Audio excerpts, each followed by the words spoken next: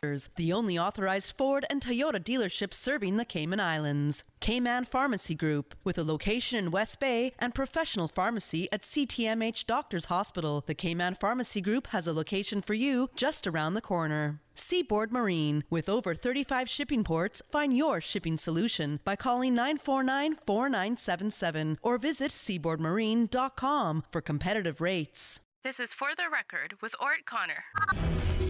Coming to you live from Radio Cayman Studio. For the record. For the record. For the record. Hear from your government officials, independents, and the opposition on issues that matter to you. For the record. Engage in an open dialogue between residents and lawmakers. For the record. For the record. For the record. Informative, impartial, insightful. This is your talk show. 1-800-534-8255. Your calls, your input. This is For the Record. And now, your host, Orrett Connor.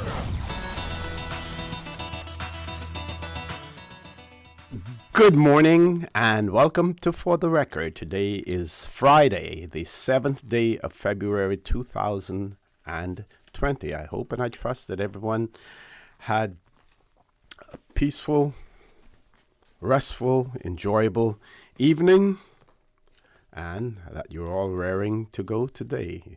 Those of you who are on the roads of the Cayman Islands, whether you're a pedestrian, whether you're a cyclist operating any type of vehicle on the roads of the Cayman Islands, we urge you to please be safe, ensure that you observe the rules of the road.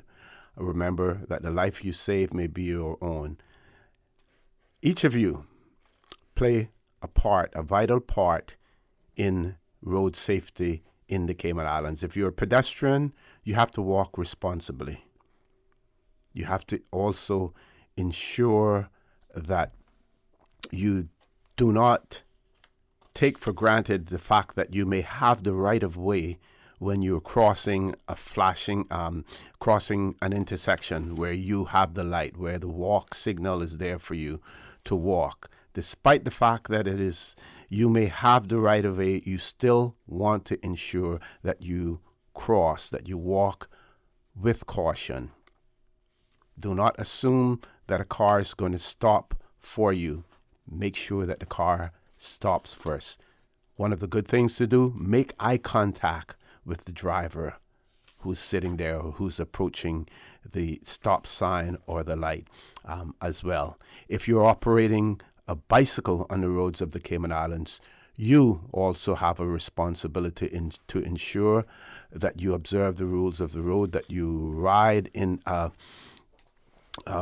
responsible manner as well. And of course, you drivers on the road, bear in mind that the roads are created and designed not only for vehicles on the roads of the Cayman Islands, motorized vehicles, but for pedestrians and for cyclists as well. Only yesterday I was reading an article in one of the African countries, Gabon, I believe it was, and the attitude that they have towards cyclists on the roads, where they basically threaten people because the vehicle drivers, they pay road taxes, but the cyclists don't necessarily pay road taxes, so they feel that as a result of that they have unfettered use of the roads, and they hurl all types of abuse against cyclists as well. So again, please be extremely cautious on the roads of the Cayman Islands.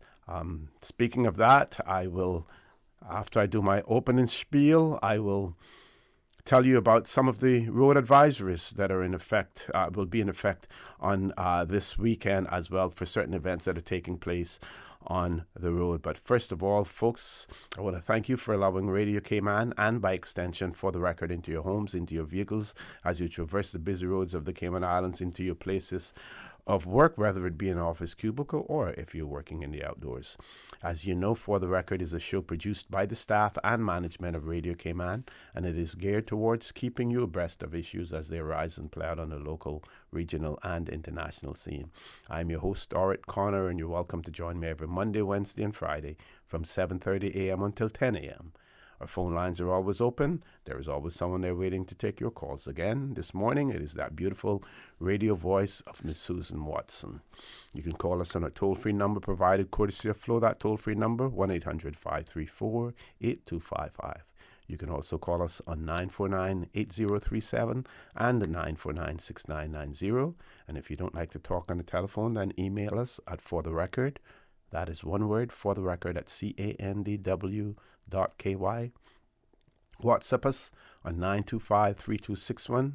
You can leave us a text message, send us a voice note, the contents of which will be played during the course of the show. And of course, you can follow us on YouTube simply by subscribing to Radio Cayman live stream. For those of you who are celebrating a birthday today, we want to wish you a happy birthday. If you've celebrated one in the past few days as well, we hope that you enjoyed your birthday. And if you're going to be celebrating one in the future, we want to, in advance, wish you a happy birthday. Those of you who have lost loved ones, again, we want to extend our sincere condolences to you, and we hope and we trust that your faith will help to carry you through these very, very challenging times. At the same time, I want to give a big shout out to one of our colleagues here at Radio Cayman, DJ Lynn. And we want to wish him a speedy recovery during his medical procedures that he's taken. And we want to say to him that all the staff here at Radio Cayman, we're strongly behind you with our prayers as well. And we ask all of our listening audience and all of his listening fans out there as well to keep him in your prayers. This morning, it is good to have, and I know a lot of you are going to be in your glee because you keep, when I talk to you, you say, oh, I like it when such and such a person is on the show. I like it when he's on the show. Well, he's here this morning, so it is my pleasure to welcome none other than Dr. Steve Macfield on the show. Like I promised on Wednesday when I got the opportunity, I will have him on so that we could continue the discussion in relation to the proposed constitutional changes that are likely to come into effect hopefully soon as well. And you also heard Dr. Macfield on the show offering his services to go out there in the community and help to explain to the people of the Cayman Islands what these changes are all about. So, Doc, without any further ado, good morning. Welcome back to For The Record. Good morning, Orrett, Mr. For The Record, and good morning to all your For The Record fans locally and in the diaspora and all of those other people who listen to you 3 times a week in New York and all of those other places, and Europe and all those places in England where you have a lot of fans. It's good to be back, and I'm glad that you had the opportunity to invite me to come back with you. It's always good to come back. I like to come back with you. I miss not discussing these things with you and publicly on the radio. Although people don't know, we discuss them behind the scenes. That's right. Regularly we discuss them. Even I think last evening, or 2 evenings ago, we were discussing these matters. When we had our national security meeting down in Rockall. Exactly. Yes, you have that. That's right. Yes. That's right. So, it's good to be back here, and it's good to be able to continue with you to discuss the amendments to the Constitution. You know, I in quotations, the word amendments. Some people are so alarmed about these amendments, and they're on a cosmetic. And there's an old saying, I think it came out, I can't remember who, but it was Al Gore, or one of those people that says that you can put a lipstick on a pig, but it's still a pig. Yeah. So there's nothing much to the amendments. I thought they would go much further, but they're just cosmetics. That it's just like drafting a letter, and you then go over it to see the errors and the mistakes that you made, but the substance is still there. So there's no change in the substance to the Constitution that much. They're not significant, and they don't amount to any sort of a political tirade, as I heard from some people in the community. And I'm glad that the Premier was able to get these done, because I know how difficult it is for the English to give up power. Yep. Because when you look at all the amendments And then you look at the Constitution itself, they haven't done anything much, given us much, because they still have the nuclear option. Mm-hmm. They still have the control of the power of control. And that is what the essence of the changes are. Yep. Okay, thank you very much for that. Those opening comments, Doc. I did promise that I would give you some of the traffic advisories. There is one today as well, traffic advisory issued by the Royal Cayman Islands Police Service in relation to Cayman Academy Stride Against Cancer, which is taking place today. So, today beginning at 8:30 this morning, 8:30 a.m., participants will travel from Cayman Academy on Walker's Road to the Cayman Islands Cancer Society on Maple Road and back.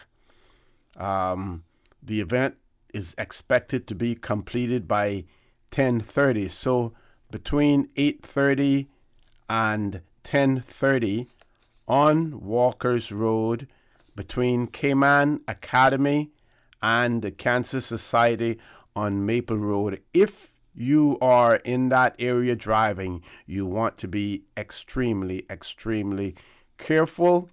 I have no doubt that there will be some sort of police escort with those walkers, but please be patient if you're driving in that area. Also, there is a traffic advisory for Sunday, the 9th of February, and that advisory is in relation to the Kiwanis Bikeathon that takes place. That Bikeathon starts at the Blowholes in East End, and it travels to Smith Road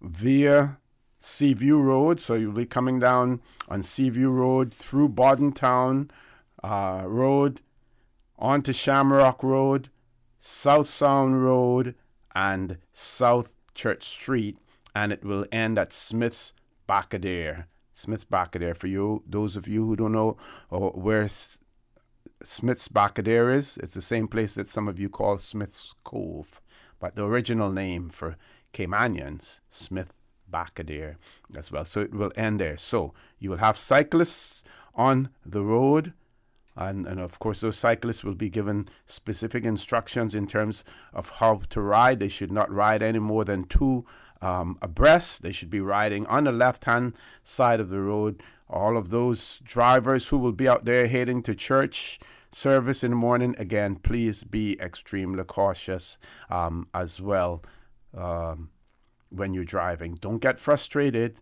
Just stay behind the cyclist until you see a clear path ahead of you where you can cross, and you can cross by giving them enough room so that you don't startle them by, driving 2 or 3 feet near to them when you're crossing them. Give yourself space, ensure that there's no traffic coming in the opposite direction, and cross over. Everyone can use the roads at the same time if we all observe the other and recognize the other person's right to use the roads, and we drive in or cycle in such a way that we protect each other as well. We're going to take a commercial break. When we return, we will start a discussion with Dr. Steve Macfield on the proposed changes to the Cayman Islands Constitution Order 2009.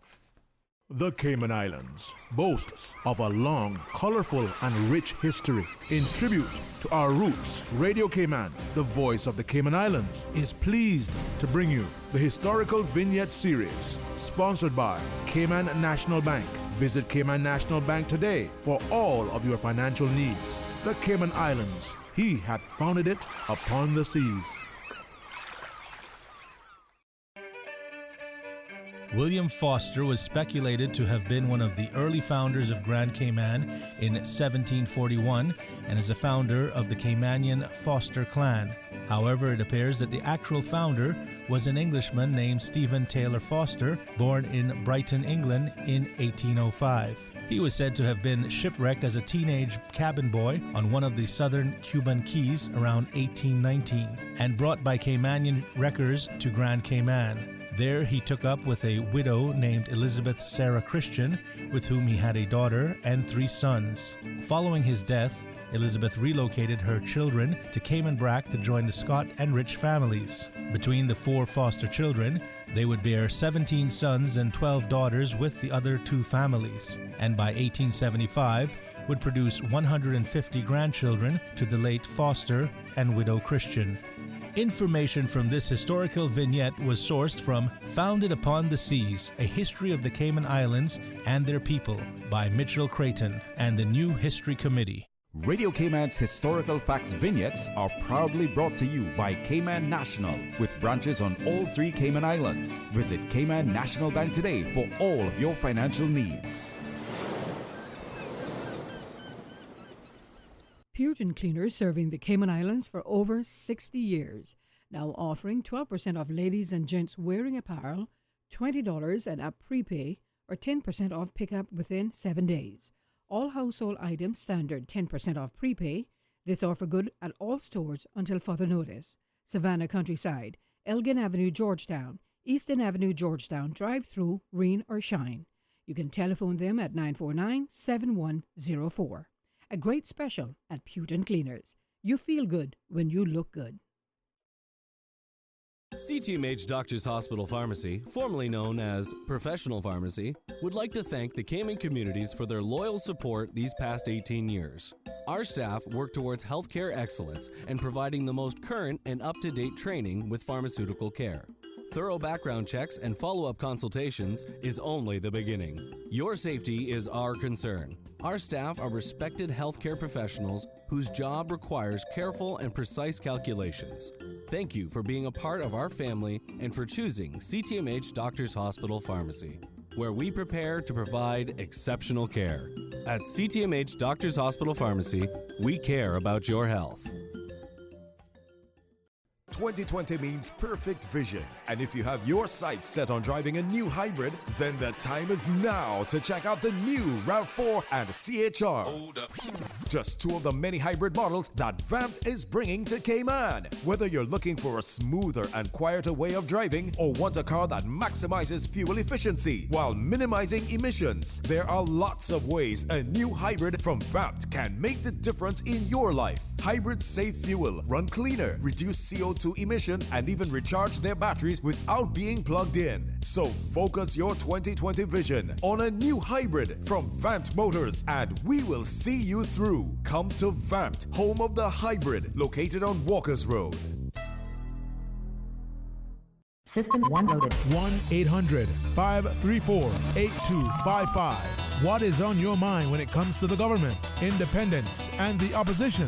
Issues that matter to you. 1-800-534-8255. Waiting to hear from you. For the record. This is For the Record with Orrett Connor.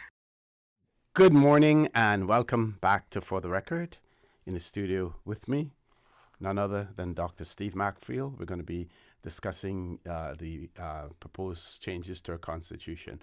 What I'm going to do, I'm going to share with you some correspondence between the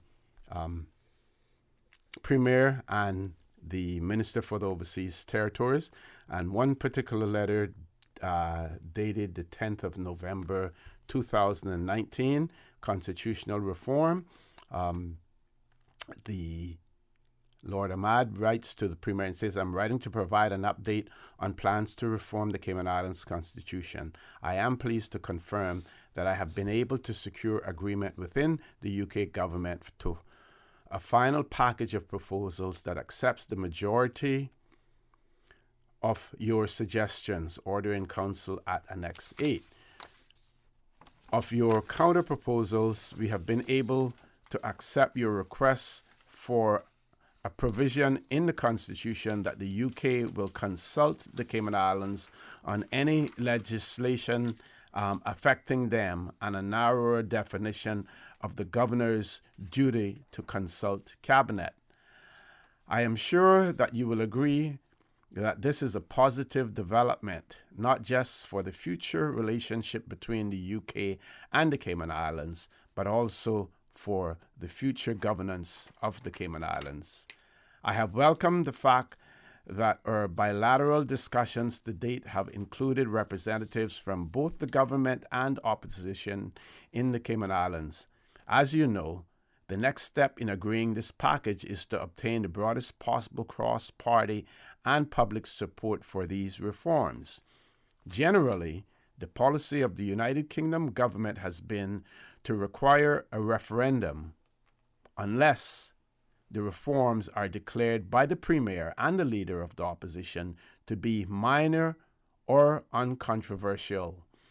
However, I would also note that the UK government's position on this matter is reserved, as there may be circumstances where a referendum may not be possible or appropriate. Therefore, I would be grateful if you could outline how you intend to seek the broadest possible support for the reforms to the Constitution, both within the Legislative Assembly and the wider public. If the decision was not to hold a referendum, it would be helpful if you could explain the case for not doing so.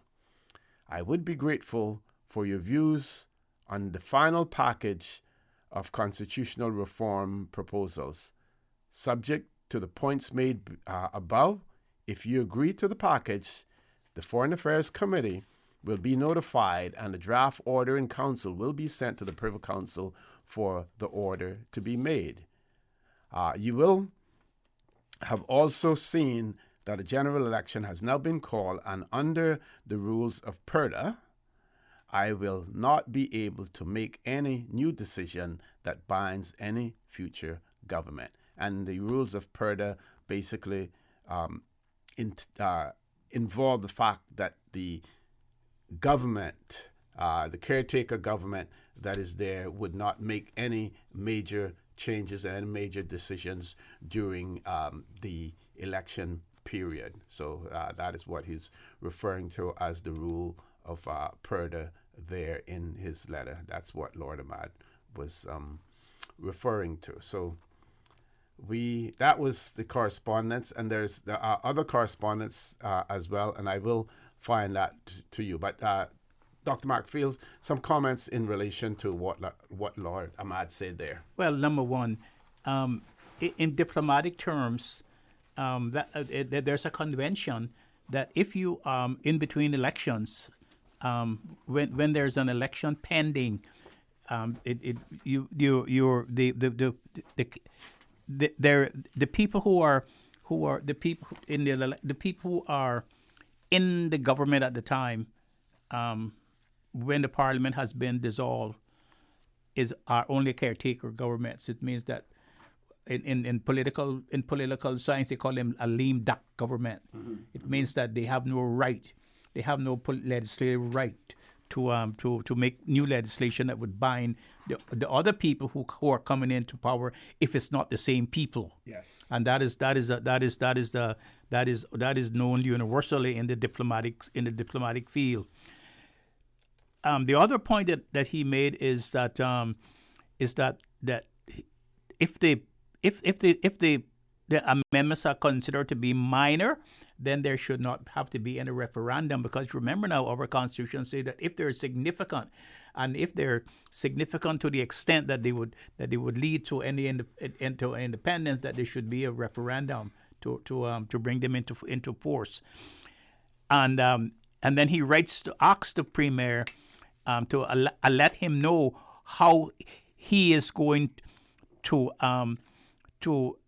get the Legislative Assembly to adhere to the amendments. In other words, to accept the amendments without going to the public to get approval of the public.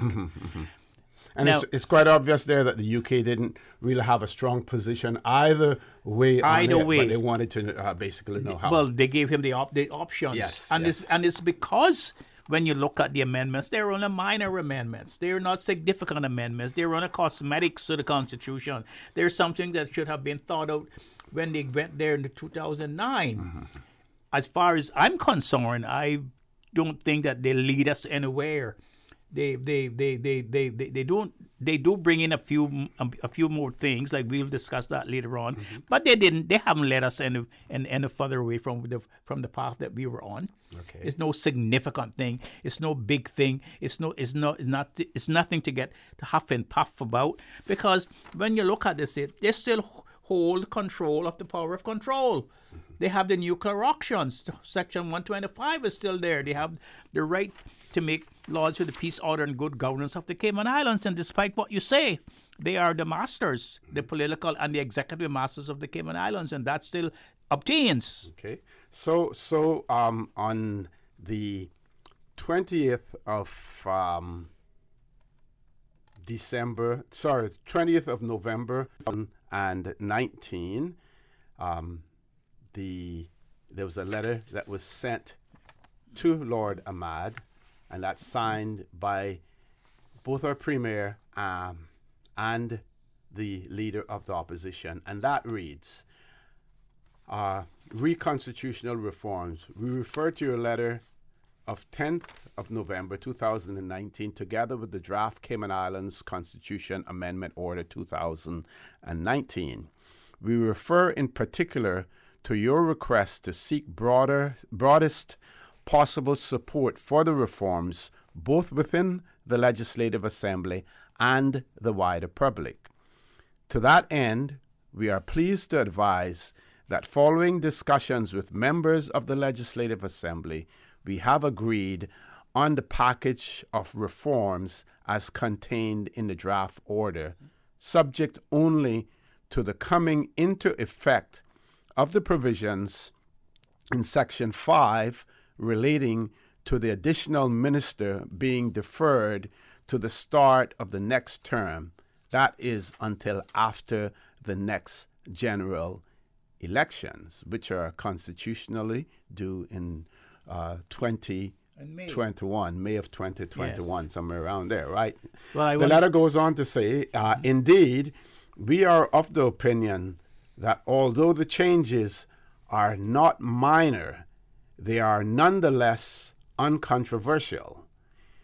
In such circumstances, and in accordance with your letter, we believe a referendum is neither necessary nor appropriate, and instead, our agreement to the reforms will eventually be confirmed through a resolution in the Legislative Assembly. This is an approach confirmed as acceptable to the United Kingdom government in a letter dated 10th of June 2009 from the then Parliamentary Under Secretary Chris Bryant. In this regard, we undertake to provide you with the relevant Hansard transcripts of the resolution by the Legislative Assembly at the conclusion of the debate on the package of reforms. However, we consider that the consensus reached by us in confirming our agreement to the reforms is of such significance as to justify notifying you without further delay. And that letter is signed by the Honorable Alden McLaughlin, MBE, JP, Premier, and the Honorable Arden McLean, JP, Leader of the Opposition. So that letter was sent on the 20th of November. And we do know also that in November, the Premier did address the Legislative Assembly as well. On that, on the 13th of November, he did address the Legislative Assembly. So we're going to go to the 8 o'clock news, top of the hour. When we return, the conversation with Dr. Steve McPhail. So please stay tuned. Please also feel free to call in and give us your comments on this issue as well. Please stay tuned for the record. We'll be back immediately after the 8 o'clock news. Thank you, Mr. Connor. And studio time by Foster's is 7:59. Living to Eat isn't about living meal to meal and wondering what's next before we've even finished breakfast. Living to Eat is about finding the right ingredients, the freshest ingredients, and layering flavor upon flavor to make up delicious meals, all while surrounding yourself with people that bring joy to your life. When you live to eat, you savor the moment. Find your balance and live to eat with Foster's.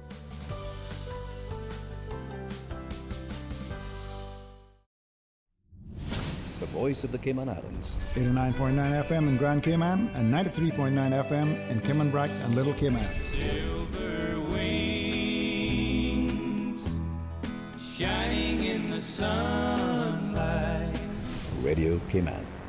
The 8 a.m. news is brought to you by Value Med Pharmacy, with 2 locations to serve you, Walkers Road in Georgetown and an Evron Plaza, Boddentown. Visit Value Med, more than just a pharmacy. Value Med Pharmacy is your community care partner for health and wellness needs. We offer convenient prescription processing at the counter and online at value-medpharmacy.com. That's VALU-medpharmacy.com, with pickup available at the Walkers Road or Boddentown location. We also accept transfer prescriptions from other pharmacies. More than just a pharmacy, shop Value Med for personal care and beauty products from trusted brands, perfume and gift sets, Hallmark and greeting cards, baby clothes, footwear, handbags, swimwear, home decor, toys, school supplies, and stationery. And home convalescence aids like wheelchairs, walkers, crutches, canes, and hospital beds. With 2 locations to serve you, Walkers Road in Georgetown and in Evron Plaza, Boddentown. Visit Value Med, more than just a pharmacy. Your voice, your choice for today's biggest news. Radio Cayman, the voice of the Cayman Island.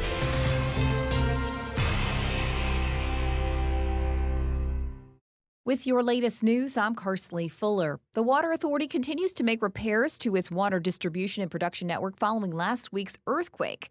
Over the next 5 days, the authority will be making adjustments to its water distribution pumping system in Lower Valley to ensure it keeps up with the daily water demands. During these works, customers who live in the Savannah and Lower Valley areas may experience lower than normal water pressure between 9 a.m. and 4 p.m. You can find out more by visiting the Water Authority website, waterauthority.ky, and its social media channels. This morning, staff and students of Cayman Academy will march from Cayman Academy to the Cayman Islands Cancer Society in support of alleviating the financial stress brought to bear on patients and family members with cancer and Alzheimer's. The students, they were the ones who came up with the initiative. This has been going on for 8 years now. And they went around soliciting funds from family, friends, and persons in the well-wishers in the community. And they brought these funds together. We will be supporting 2 charities. They are the Cancer Society and the Alzheimer's and Dementia Association.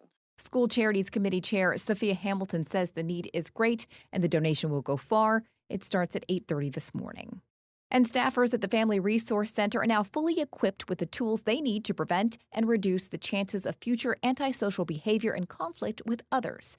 More from Radio Cayman's Shanda Gallego. 6 FRC program facilitators are now designated STOP, Now and Plan, SNAP trainers for the Evidence-Based Intervention Program, which helps prevent and reduce the chances of future antisocial behavior and conflict with others. SNAP runs gender-sensitive programs for boys and girls ages 6 to 11 who are engaging in aggressive antisocial behavior and or have come in contact with authority figures at school, at home, or in the community. Experienced and highly trained staff will now work with each family to assess challenges and problems and develop an action plan. There are several components to the SNAP program, which include clinical gender-specific weekly groups, individual child counseling and mentoring, SNAP parenting groups, school advocacy, and continued care. Some of the topics include self-control, dealing with angry thoughts and feelings, bullying, and problem-solving. Families also have access to learn how to use SNAP in different situations through engaging activities, discussions, role-playing, and interactive games. Shanda Gallego, Radio Cayman News. Now with a check of international news, here's the BBC, which will take us out of the newscast. I'm Karsley Fuller from Radio Cayman's newsroom. BBC News with Debbie Russ. There's a growing wave of grief and anger in China following the death of a doctor who tried to warn about the new coronavirus but was told by the authorities to keep quiet. Hundreds of millions of people have viewed social media posts about Li Wenliang. He died of the illness on Thursday. Cruise liners are facing increasing restrictions on where they can dock in East Asia because of fears about the virus. A luxury ship carrying more than 3,500 passengers and crew remains in quarantine in the Japanese port of Yokohama. Another vessel been turned away by Japan and the Philippines, even though it has reported no cases of the virus. The chief executive of Credit Suisse has resigned after scandal in which the bank spied on a former colleague. Tidjane Thiam said he was completely unaware of the surveillance operation, but acknowledged that it should never have happened. Some of the heaviest rain to fall over the Australian state of New South Wales in months has brought relief to areas struggling with bushfires. The downpours have extinguished a third of the 60 wildfires burning across the state. The Russian newspaper Novaya Gazeta says one of its journalists and a lawyer have been beaten up in Chechnya. The paper says they were kicked and punched by a group of men and women who filmed the attack. Spanish police say they've broken up a gang that was illegally transporting waste cardboard to China and India. A spokesman said more than 40 people had been arrested. Police say the gang had earned millions of dollars. Antarctica has recorded its highest temperature since readings began. It reached 18.3 degrees Celsius at the Argentine research station at Esperanza on the Antarctic Peninsula. It's one of the fastest warming regions on Earth. Temperatures have climbed by 3 degrees in the past half-century. And that's the latest world news from the BBC. The 8 a.m. news is brought to you by Value Med Pharmacy, with 2 locations to serve you, Walkers Road in Georgetown and an Evron Plaza, Boddentown. Visit Value Med, more than just a pharmacy. Value Med Pharmacy is your community care partner for health and wellness needs. We offer convenient prescription processing at the counter and online at value-medpharmacy.com. That's VALU-medpharmacy.com, with pickup available at the Walkers Road or Boddentown location. We also accept transfer prescriptions from other pharmacies. More than just a pharmacy, shop Value Med for personal care and beauty products from trusted brands, perfume and gift sets, Hallmark and greeting cards, baby clothes, footwear, handbags, swimwear, home decor, toys, school supplies, and stationery. And home convalescence aids like wheelchairs, walkers, crutches, canes, and hospital beds. With 2 locations to serve you, Walkers Road in Georgetown and in Evron Plaza, Boddentown. Visit Value Med, more than just a pharmacy. Stay in touch with Radio Cayman for the latest in news and information. Follow Radio Cayman on social media, Facebook, Instagram, Twitter. Download the Radio Cayman app or log on to our website, www.radiocayman.gov.ky. Radio Cayman, your voice, your choice, your radio. Your favorite family fun day is back. The 53rd Annual Agriculture Show at the Stacey Watler Agricultural Pavilion in Lower Valley. Theme, Agriculture for the Future. Ash Wednesday, February 26th. Family fun for everyone. Acrobatic show, cooking competitions, produce, plants, pony ride, petting zoo, rodeo, and so much more. Gates open at 7 a.m. with ample parking. General admission is only $10. Children ages 2 through 11, $5. And under 2 are free. Or buy your raffle ticket including entrance fee for a chance to win $20,000 and so much more. For more information, visit them on Facebook or 345agriculture@gmail.com. Put down your iPad and get back to your roots at the 53rd Annual Agricultural Show, February 26th in Lower Valley. Get ready, gamers, for 6 weeks of non-stop competitive action. The Cayman Islands Esport Association is proud to announce the first ever FIFA E-League. Starting February 1st. Compete for the gold on FIFA 20 for the PS4 every Saturday from 10 a.m. to 1 p.m. at the Boddentown Civic Center. Sign up today at CaymanEsports.org. Competitor fee is just $75 and includes your own jersey and swag bag. Spectators are free, so come out and enjoy the world of esports. Proudly sponsored by Gamers Bay, NetGeeks Media, CUC, Kimpton Seafire, and the Cayman Islands Youth Services Unit. The FIFA E-League is also sponsored by Radio Cayman. The Weather Report is proudly sponsored by Super Stitch Sewing and Fabric Center, your one-stop household store at 39 Pasador Place, Smith Road. Still offering the best prices in town. Call 949-2833 or go to superstitch.com.ky. Super Stitch. We are known for our amazing fabrics, top quality tailoring, and dressmaking. But did you know that we also carry trimmings, glitter, sequins, acrylic paints for fabrics and craft, floral wire, glues, markers, foam balls, and assorted ribbons? Yes, we do. You have a do-it-yourself project? Just pop into Super Stitch and see what we have in store for you. There is a craft item for your every need. My favorite, the beads, glass ones, flat, and even those shell ones. Super Stitch, your one-stop household store at 39 Pasadora Place, Smith Road. Still offering the best prices in town. Call 949-2833 or go to superstitch.com.ky. Good morning. Time now for your weather check. Current temperature is 82 degrees. Relative humidity is 77%. Barometric pressure 29.93 inches and rising. The wind is south at 6 knots. Overnight low temperature was 79 degrees.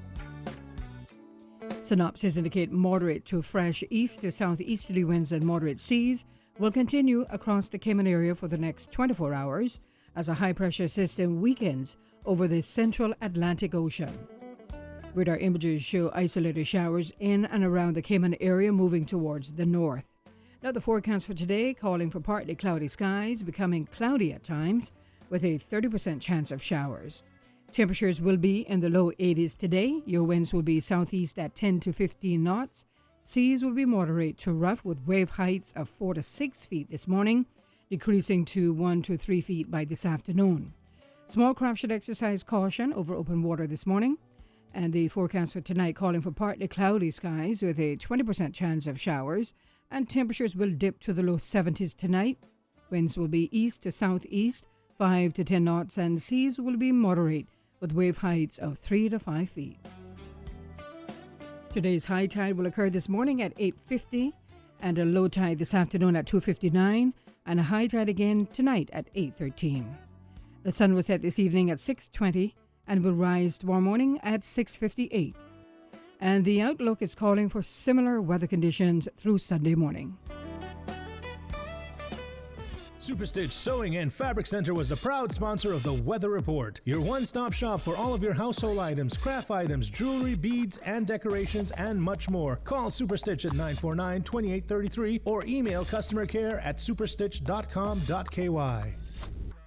Super Stitch. We are known for our amazing fabrics, top quality tailoring, and dressmaking. But did you know that we also carry trimmings, glitter, sequins, acrylic paints for fabrics and craft, floral wire, glues, markers, foam balls, and assorted ribbons? Yes, we do. You have a do-it-yourself project? Just pop into Super Stitch and see what we have in store for you. There is a craft item for your every need. My favorite, the beads, glass ones, flat, and even those shell ones. Super Stitch, your one-stop household store at 39 Pasadora Place, Smith Road. Still offering the best prices in town. Call 949-2833 or go to superstitch.com.ky.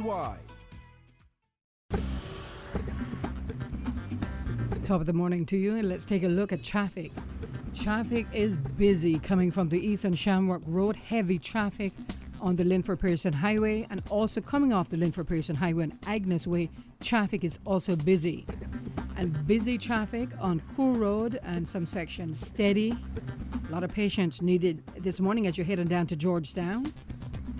And traffic on Walker's Road, be aware that motorists are advised to exercise caution when traveling on Walker's Road and Maple Road on Friday morning. That's this morning between 8:30 and 10:30. There's going to be a Stride Against Cancer walk taking place.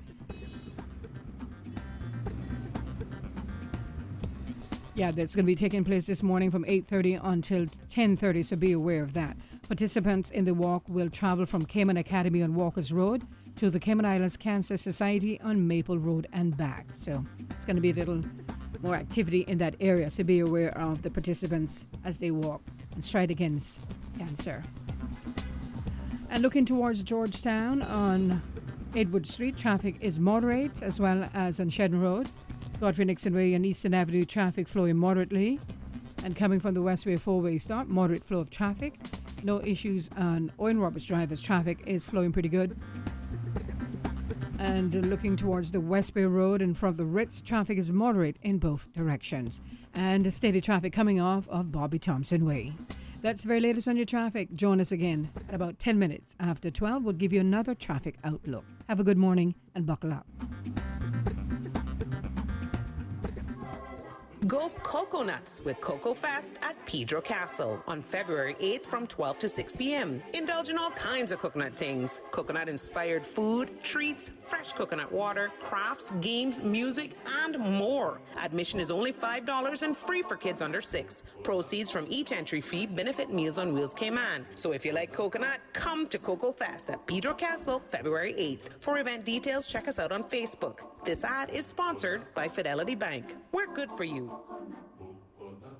The search for the Miss Cayman Islands Universe 2020 begins now. If you are between the ages of 18 to 27 and looking for a platform to build your self-confidence, further your education, and represent the Cayman Islands at the Miss Universe pageant, then the Miss Cayman Islands Universe pageant is the threshold to your future. Applications are located on our website, www.missuniversecayman.com. Email us at misscaymaninfo@gmail.com or contact me, Derry Dacres Lee, at 926-7724 for further information.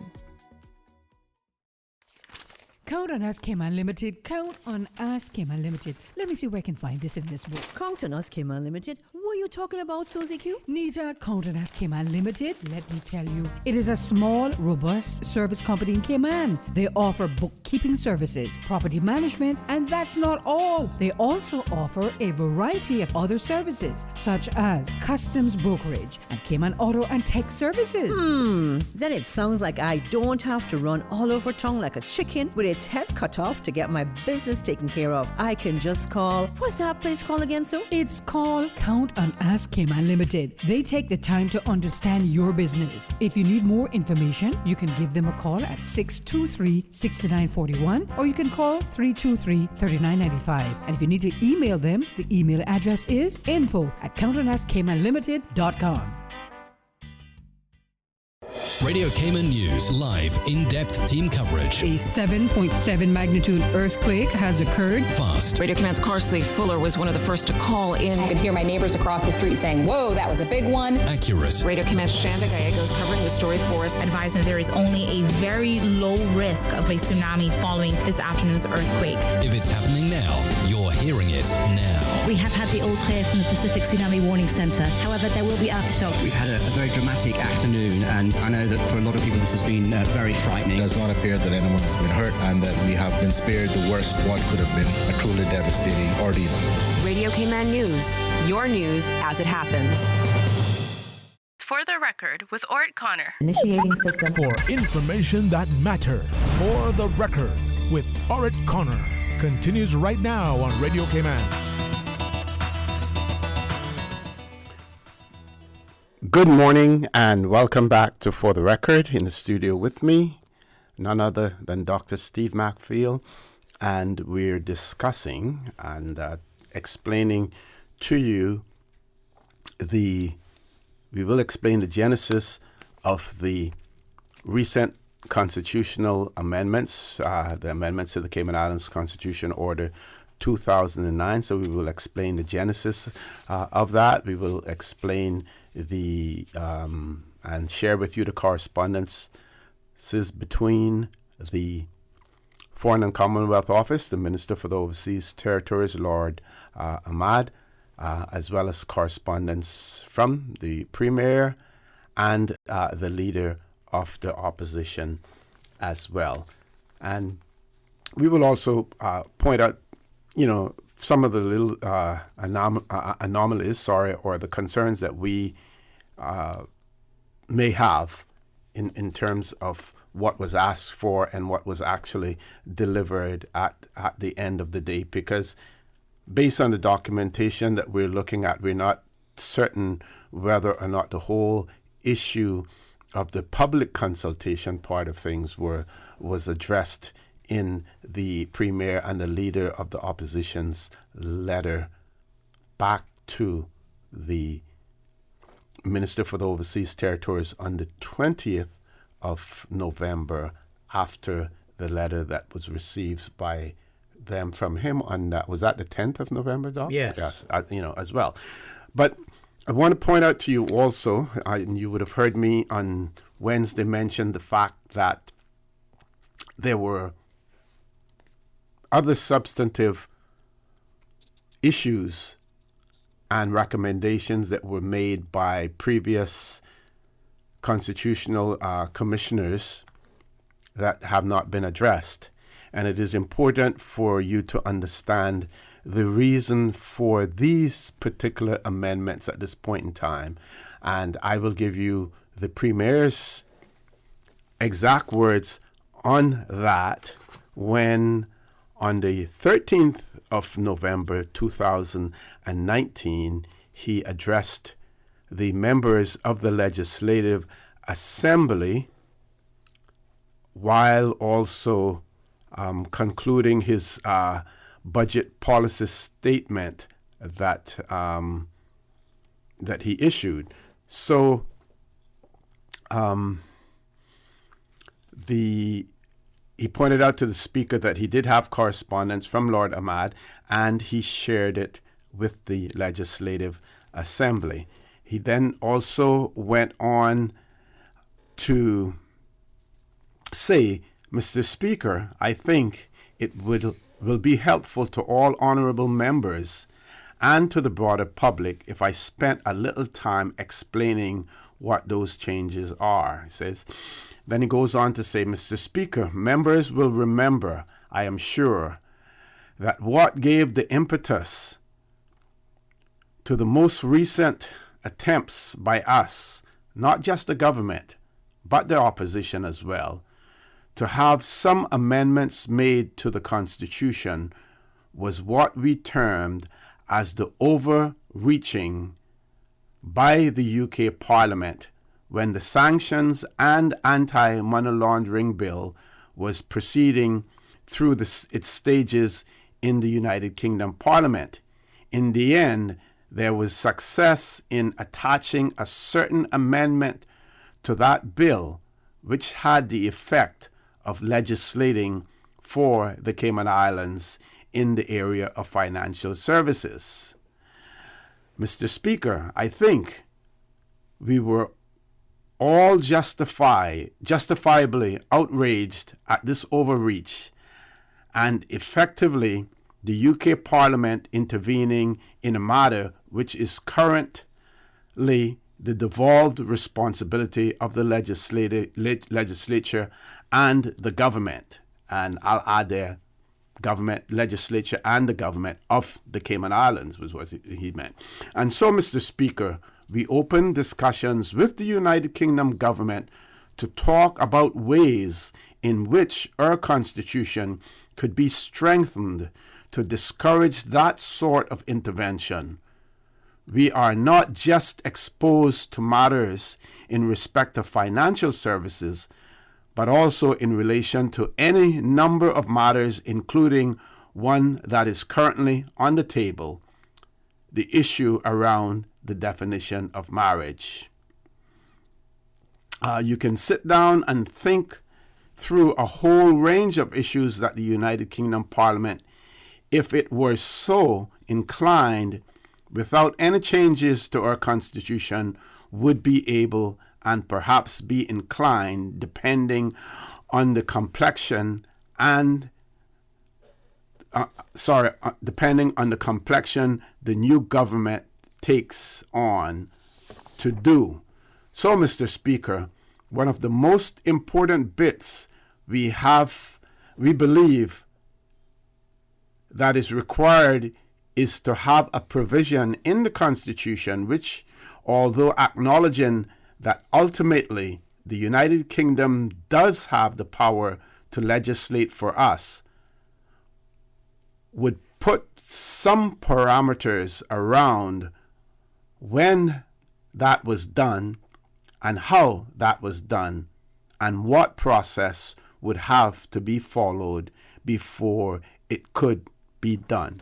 So, Dr. McField, this whole issue then of constitutional amendments in this particular case really surrounds more so than anything else the overreach of the United Kingdom Parliament in seeking to legislate for us. Yes, because what the United Kingdom was trying to do and what they had done in the past was to pass legislation that was adverse to our economic benefit, and that would hurt us internationally and locally and hurt our economy.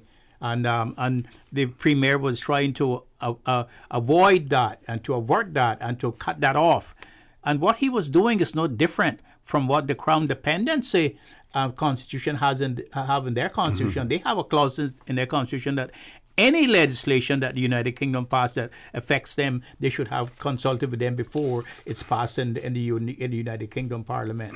So what we were trying to do, we were trying to be on a par with the Premier was trying to be on par at least with the Crown dependencies. And so that was a pressing issue at the time. He was not concerned with the other matters, the other recommendation that came from other people, like from the constitutional commissioners. Yes, but the commissioners, he was worried about this thing because this was something that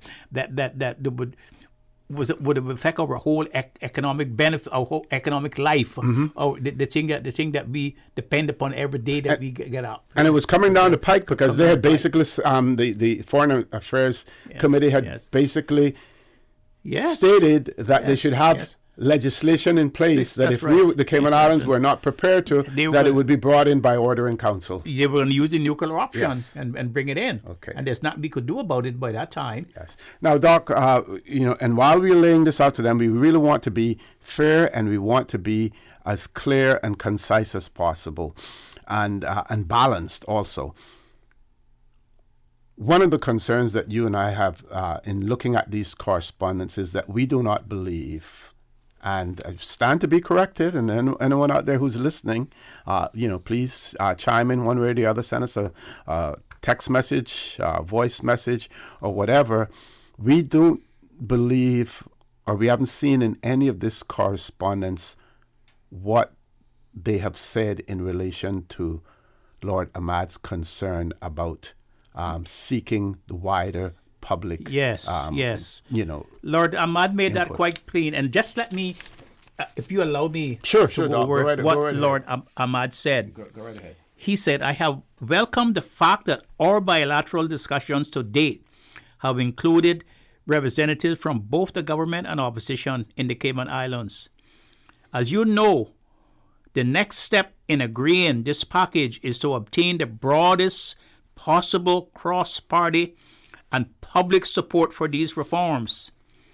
Generally, the policy of the United Kingdom government has been to require a referendum unless the reforms are declared by the Premier and the Leader of the Opposition to be minor or uncontroversial. However, I would also note that the United Kingdom government position on this matter is reserved, as there may be circumstances where a referendum may not be possible or appropriate. Just let me stop there now. It is my belief and is my opinion that in these circumstances, a referendum was not appropriate. That's what I believe. But he went on to say in the next paragraph also again, he says, therefore, I would be grateful if you could outline how you intend to seek the broadest possible support for the reforms to the Constitution, both within the Legislative Assembly and the wider public. If the decision was not to hold a referendum, it would be helpful if you could explain the case for not doing so. And then he went on to say, I would be grateful for your views on the final package of constitutional reforms proposals, subject to the points made above, subject to what he said about the broadest possible public information. Reform. Just let me get it. You would seek the broadest possible public support and the Legislative Assembly support, the cross-party support. Now we know that there was cross-party support in the Legislative Assembly for the reforms, because there was a resolution in the Legislative Assembly for the reforms. But there is nothing in their reply to Lord Ahmed that said that they got the broadest public support for the reforms. In fact, when you read their letter, this is what they said. We refer to your letter of the 10th of November, together with the draft Cayman Islands Constitution, Amendment Order 2019. We refer in particular to your request to seek the broadest possible support for the reforms both within the Legislative Assembly and the wider public. To that end, means to what they just said.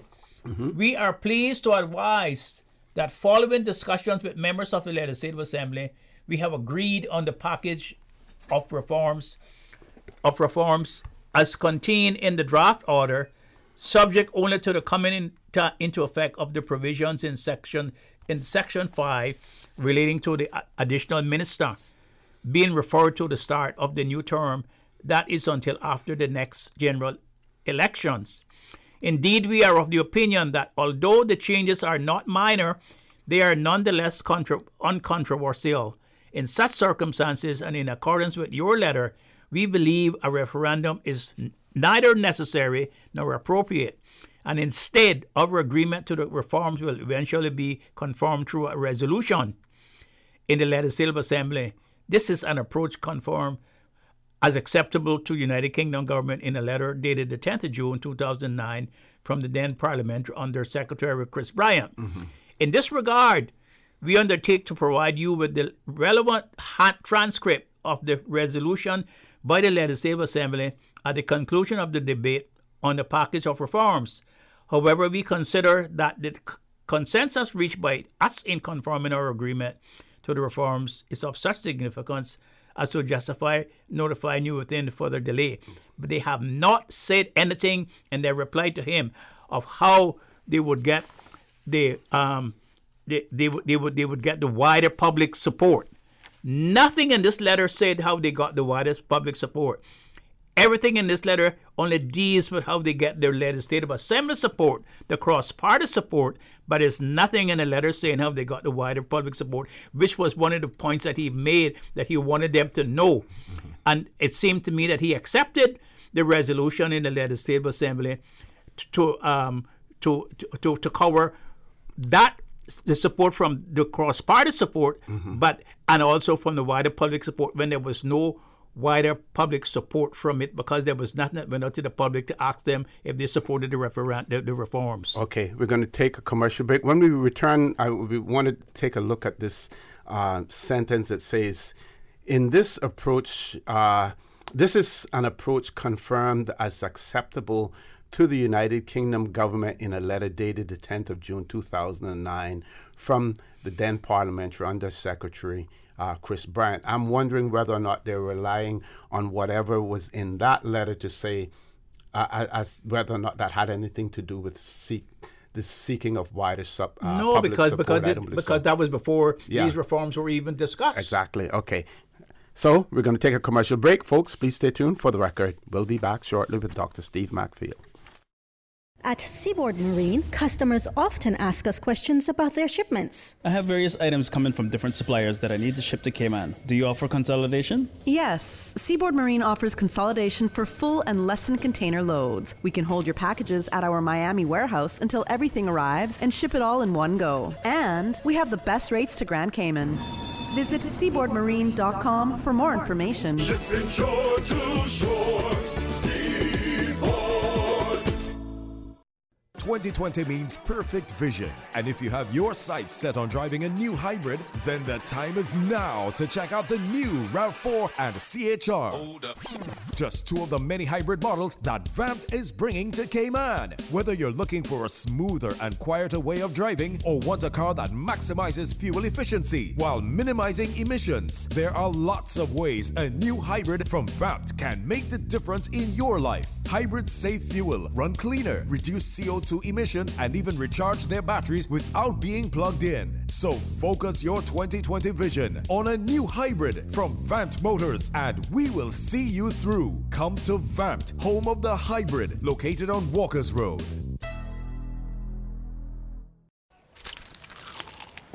Excuse me, I noticed you from afar. Really? Me? Well, not you. The KFC sandwich you're eating. Oh, Zinger. Sorry, I'm not trying to be funny. No, it's called the Zinger Sandwich. Crunchy, juicy, 100% chicken breast, crisp lettuce, sweet mayo on a seeded bun with a little zing. KFC's chicken is not factory breaded, frozen, and refried like the Burger Boys. Customize your KFC Zinger and dip it in barbecue sauce. Wow, now I'm starting to notice you too. KFC, it's finger licking good. System 1 loaded. 1-800-534-8255. What is on your mind when it comes to the government, independence, and the opposition? Issues that matter to you. 1-800-534-8255. Waiting to hear from you. For the record. This is For the Record with Orrett Connor. Good morning and welcome back to For the Record. In the studio with me, Dr. Steve Macfield. We're discussing the proposed and accepted by the United Kingdom amendment to the Cayman Islands Constitution Order 2009. We have shared correspondence with you. We have also pointed out the fact that these amendments that were sought and agreed upon had mainly to do with the overreach by the United Kingdom Parliament and the Cayman Islands' attempt to address and contain that overreach as quickly as possible because of the potential damage that it could do to the Cayman Islands, as well. Sure, Doc. To the Premier's reply and the leader of the opposition, Mr. McLean's reply. Mm-hmm. They're saying that this approach conform acceptable to the United Kingdom government in a letter dated the 10th of June 2009 from the then Parliamentary Under Secretary Chris Bryant. But that was before the Constitution was even promulgated.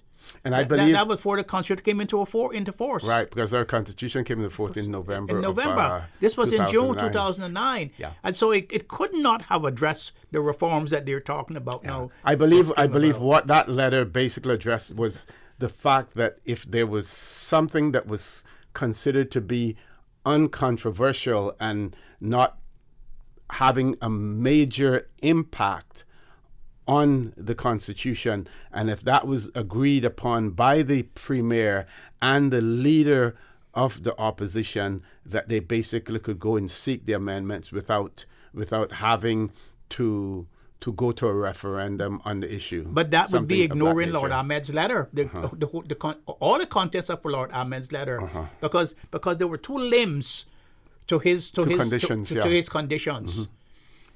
Cross-party agreement, yes, and the wider public's agreement to it.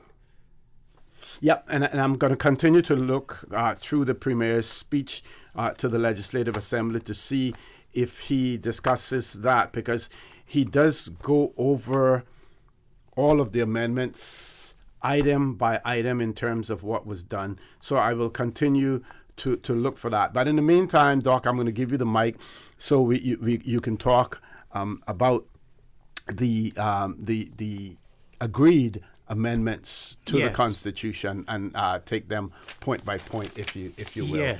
Yes. Go right ahead, Doc. So, and on Wednesday we started it, but there's nothing wrong with us starting from scratch again. And what we don't cover today, we will continue on another show as well. So the first change, the first amendment to the Cayman Islands Constitution Amendment Order 2009, the Amendment Order 2019, the first change is the name of the Legislative Assembly. And it says the Constitution is amended by substituting for the words Legislative Assembly and Legislative Assembly wheresoever they occurred to the words Parliament. And in any law enforcing the Cayman Islands, any reference to the Legislative Assembly shall be construed as a reference to the word Parliament. That's the first change. Well, that is very minor. But the only thing that I would worry about is that if they were going to change the Legislative Assembly to Parliament, I just wondered, why is it that they never thought about a second chamber? Because a Parliament usually has a second chamber. It usually has an upper house and a lower house. That is a legislative and a Senate. And therefore, it seems to me that to me, it doesn't go down well that you have a Parliament, but you only have one chamber. Mm-hmm. And this one seems to be more cosmetic than anything else. It's a change in nomenclature, change in name, rather than anything else. Because to make a recommendation for a Senate there, that would be major. Yeah, the second amendment that is proposed, that is being made, is amendment to Section 32 of 1 of the Constitution. It says Section 32(1) of the Constitution is amended by substituting for the word subsection, the word subsections and 2, 5, and 6. And subsection 3(2) of the Constitution is amended by omitting paragraph C. Now, when you look at what paragraph C says of Section 32, let's find it here.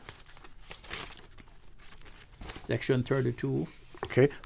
Folks, I want to remind you that if you have any comments, questions, call us 949-8037, 949-6990. Toll-free number 1-800-534-8255. Send us a WhatsApp 925-3261 if you have any comments or any observations as well. Go ahead, Doc. Section 32C is the special responsibilities of the governor set out in Section 55 other than external affairs. Mm-hmm. That has been omitted now. That is gone. That is gone. Mm-hmm. And Section 32 of the Constitution, exercise of the governor's function, is amended by substituting for subsection 5 the following subsection.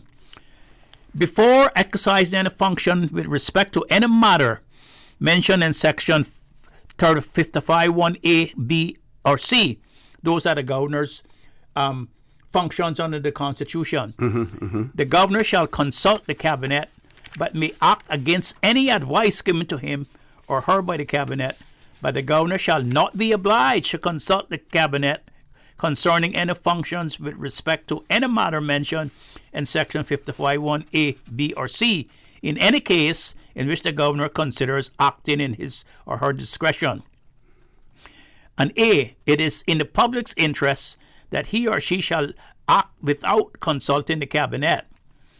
The matter to be decided are too trivial to require the advice of the cabinet, or the matters to be decided are too urgent to admit the governor's obtaining the advice of the cabinet by the time within which it may be necessary for the governor to act. And then 6, the governor shall not be obliged to consult the cabinet with respect to any matter mentioned in Section 55(1)(d).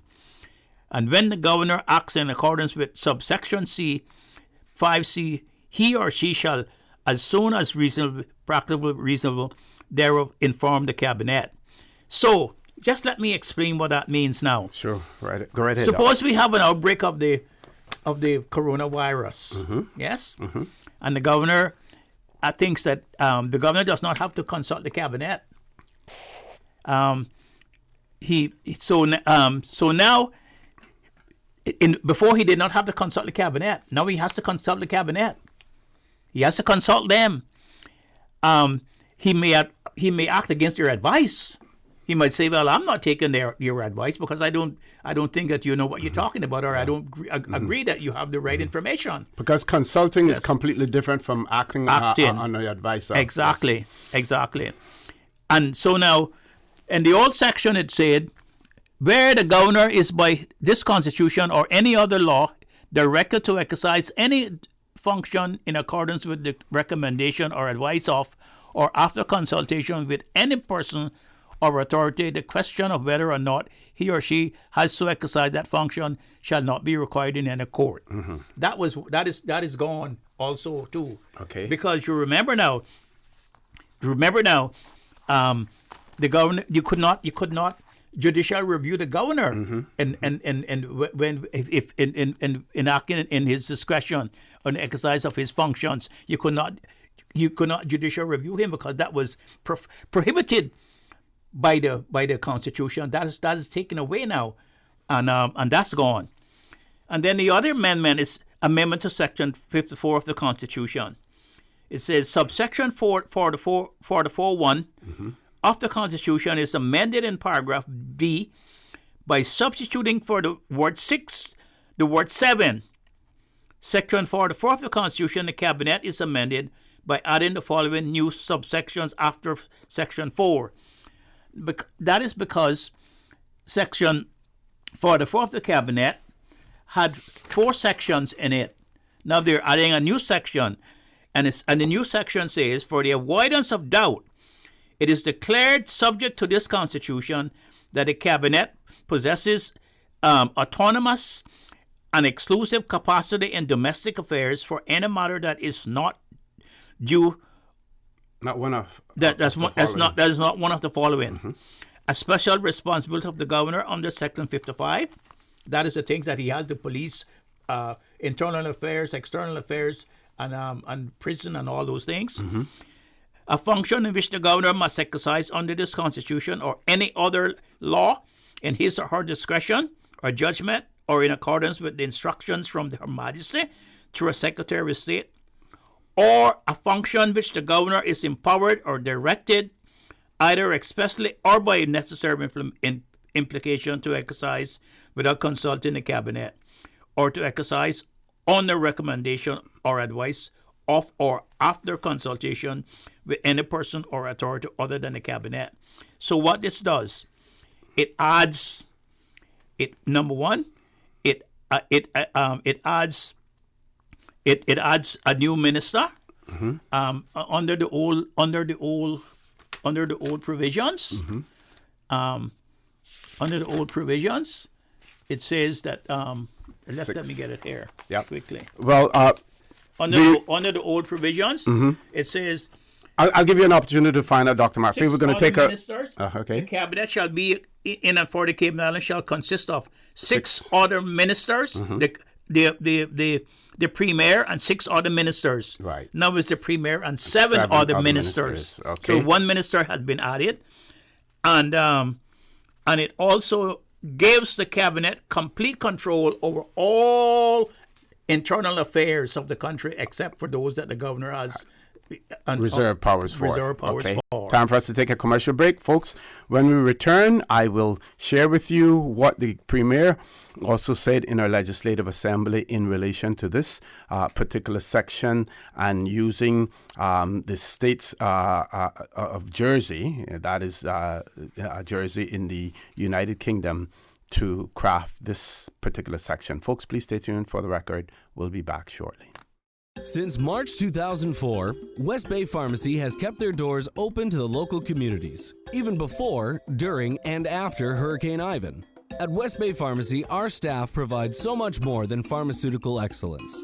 From the moment you walk through our doors to completing your cash out, our staff will have put your healthcare concerns at ease. We would like to take this moment to thank our loyal friends and customers. To us at West Bay Pharmacy, our patients are our primary concern. We provide thorough background checks and precise calculations to ensure your medical safety.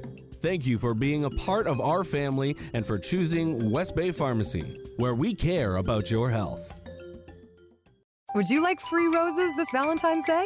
Buy a gift that can be cherished forever from Island Jewelers. And the roses are on us today. That's right. We'll buy the roses.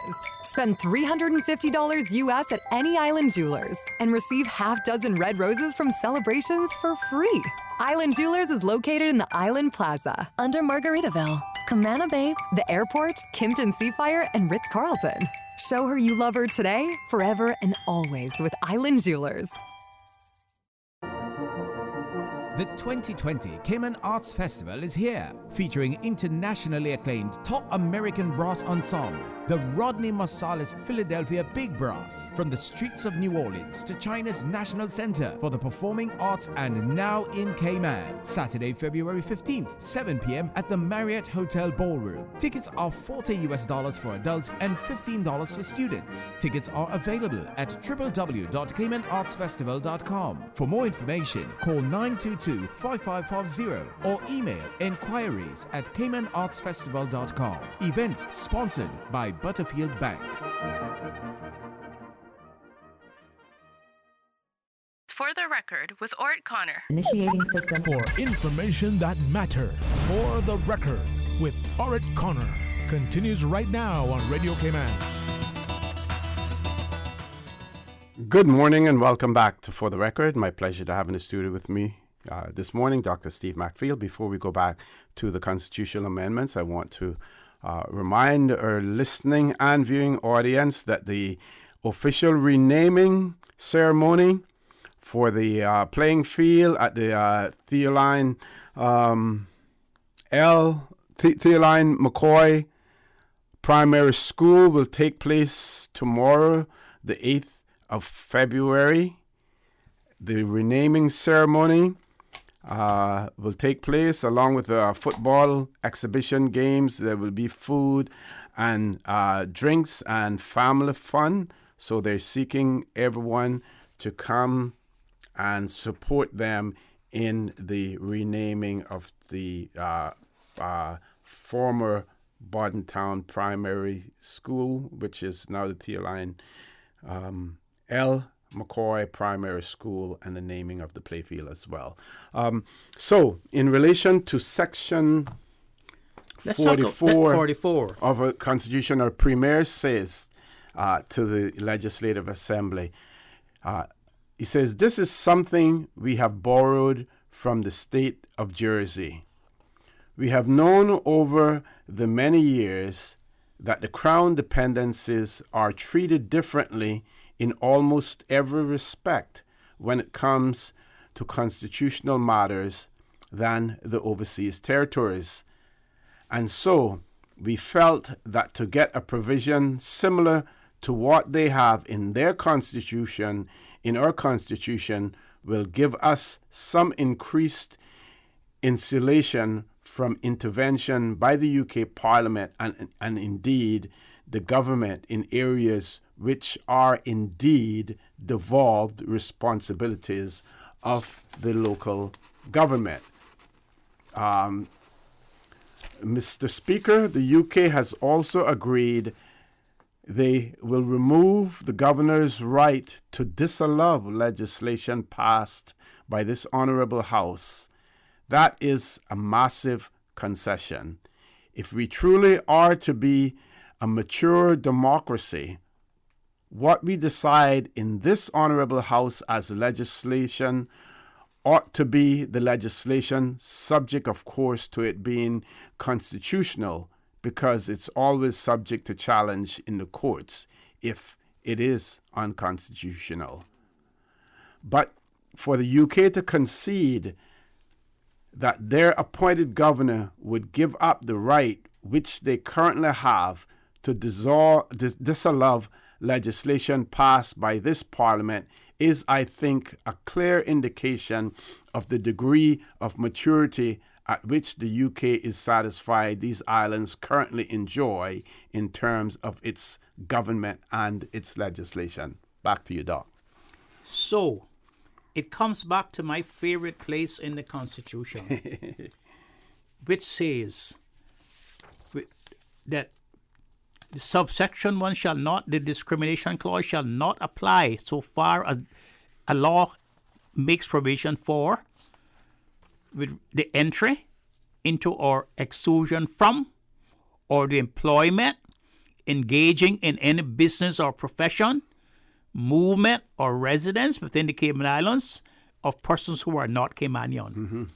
The Cabinet now has control over that because Section 44, the amendment Section 44 says, for the avoidance of doubt, it is declared subject to this Constitution that the Cabinet possesses autonomous and exclusive capacity in domestic affairs for any matter that is not one of the following. And it seems to me that the cabinet now has that in respect to the entry or exclusion from or the employment, engaging in any business or profession, movement or residence within the Cayman Islands or persons who are not Caymanians, the cabinet have no exclusive jurisdiction over that, and they cannot say now it belongs to the governor or the deputy governor or some other civil servant that has power over that. And I want to see how they're going to use that now to benefit the Caymanian people. Yep, and of course they would want to use it responsibly and also to ensure that whatever decisions that they made can withstand constitutional scrutiny. That's right. Okay. So the other amendment that was made was amendment to Section 48 of the Constitution. That was the next amendment that was made was Section 48 and that was the cabinet.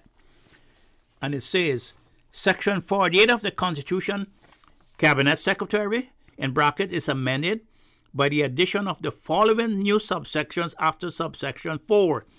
Because the cabinet, this Section 48 that deals with the cabinet has 4 subsections. Now, there's another subsection called subsection 5. That subsection will say the functions conferred on the cabinet secretary by subsection 4 may be exercised by the cabinet secretary in person or by officers subordinate to him or her acting under and in accordance with his or her general or special instructions. It means now that power does not go to the governor anymore, or to the chief or to the deputy governor. It is the cabinet secretary now that appoints the person who must exercise his functions. Right, who could act on his behalf. And not by the governor or the deputy governor as it was before. And then the new amendment to Section 54A. It said the following new section is inserted in the Constitution after Section 54. And let's get to Section 54. 54A. Okay. Yes. You have it? I have it here. Yes, and it says, Section for Parliamentary Secretaries.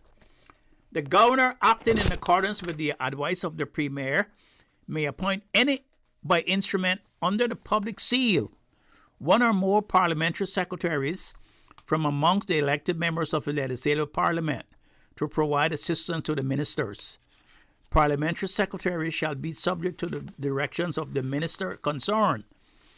Parliamentary secretary shall vacate his or her office if A, he or she resigns it by writing under his or her hand, addressed to and received by the governor, and B, he or she ceases to be a member of the parliament for any reasons other than its dissolution, and C, he or she is required by Section 64 to cease to perform his or her functions as a member of the parliament, and D, he or she is not an elected member of the parliament when it first meets after a general election, and E, the Premier vacates his or her office or his or her appointment is revoked by the governor acting in accordance with the advice of the Premier by instrument under the public seal.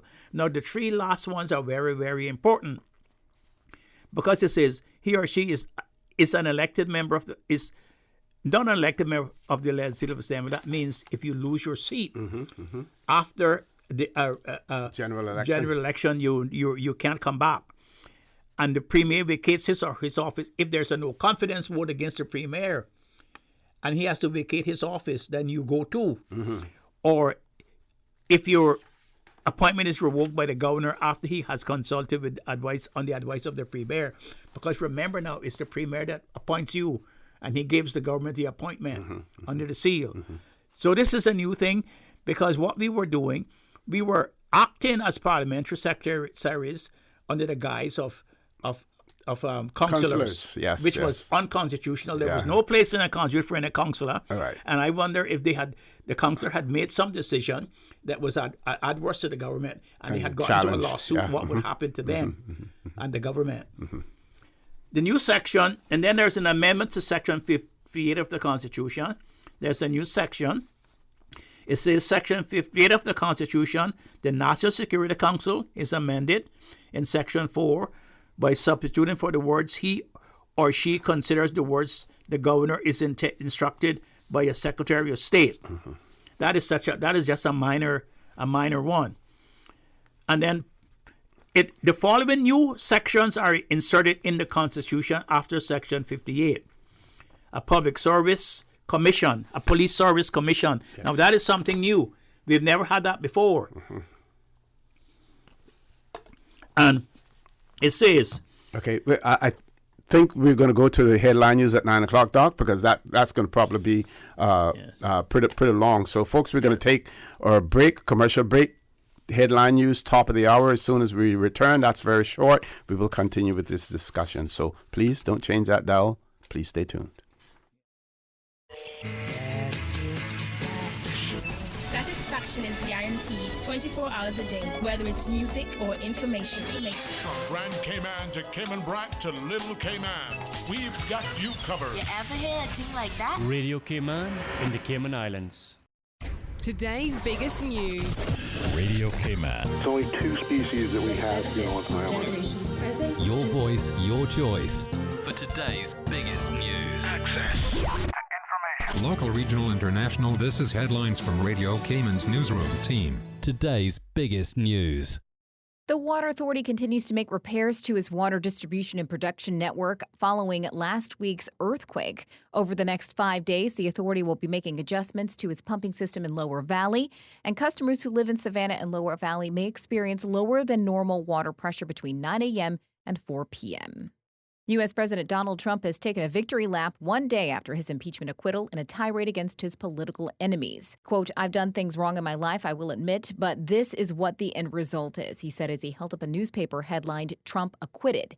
Mr. Trump was impeached by the House of Representatives in December for abuse of power and obstruction of Congress, but was acquitted on Wednesday after a 2-week trial in the Republican-controlled Senate, which did not include witnesses. And the United States has killed the leader of al-Qaeda in the Arabian Peninsula, according to Donald Trump. Qasim al-Raimi, who led the jihadist group since 2015, was killed in a U.S. operation in Yemen. The jihadist leader had been linked to a series of attacks on Western interests in the 2000s. Those are your headlines. I'm Karsley Fuller. Stay in touch with Radio Cayman for the latest in news and information.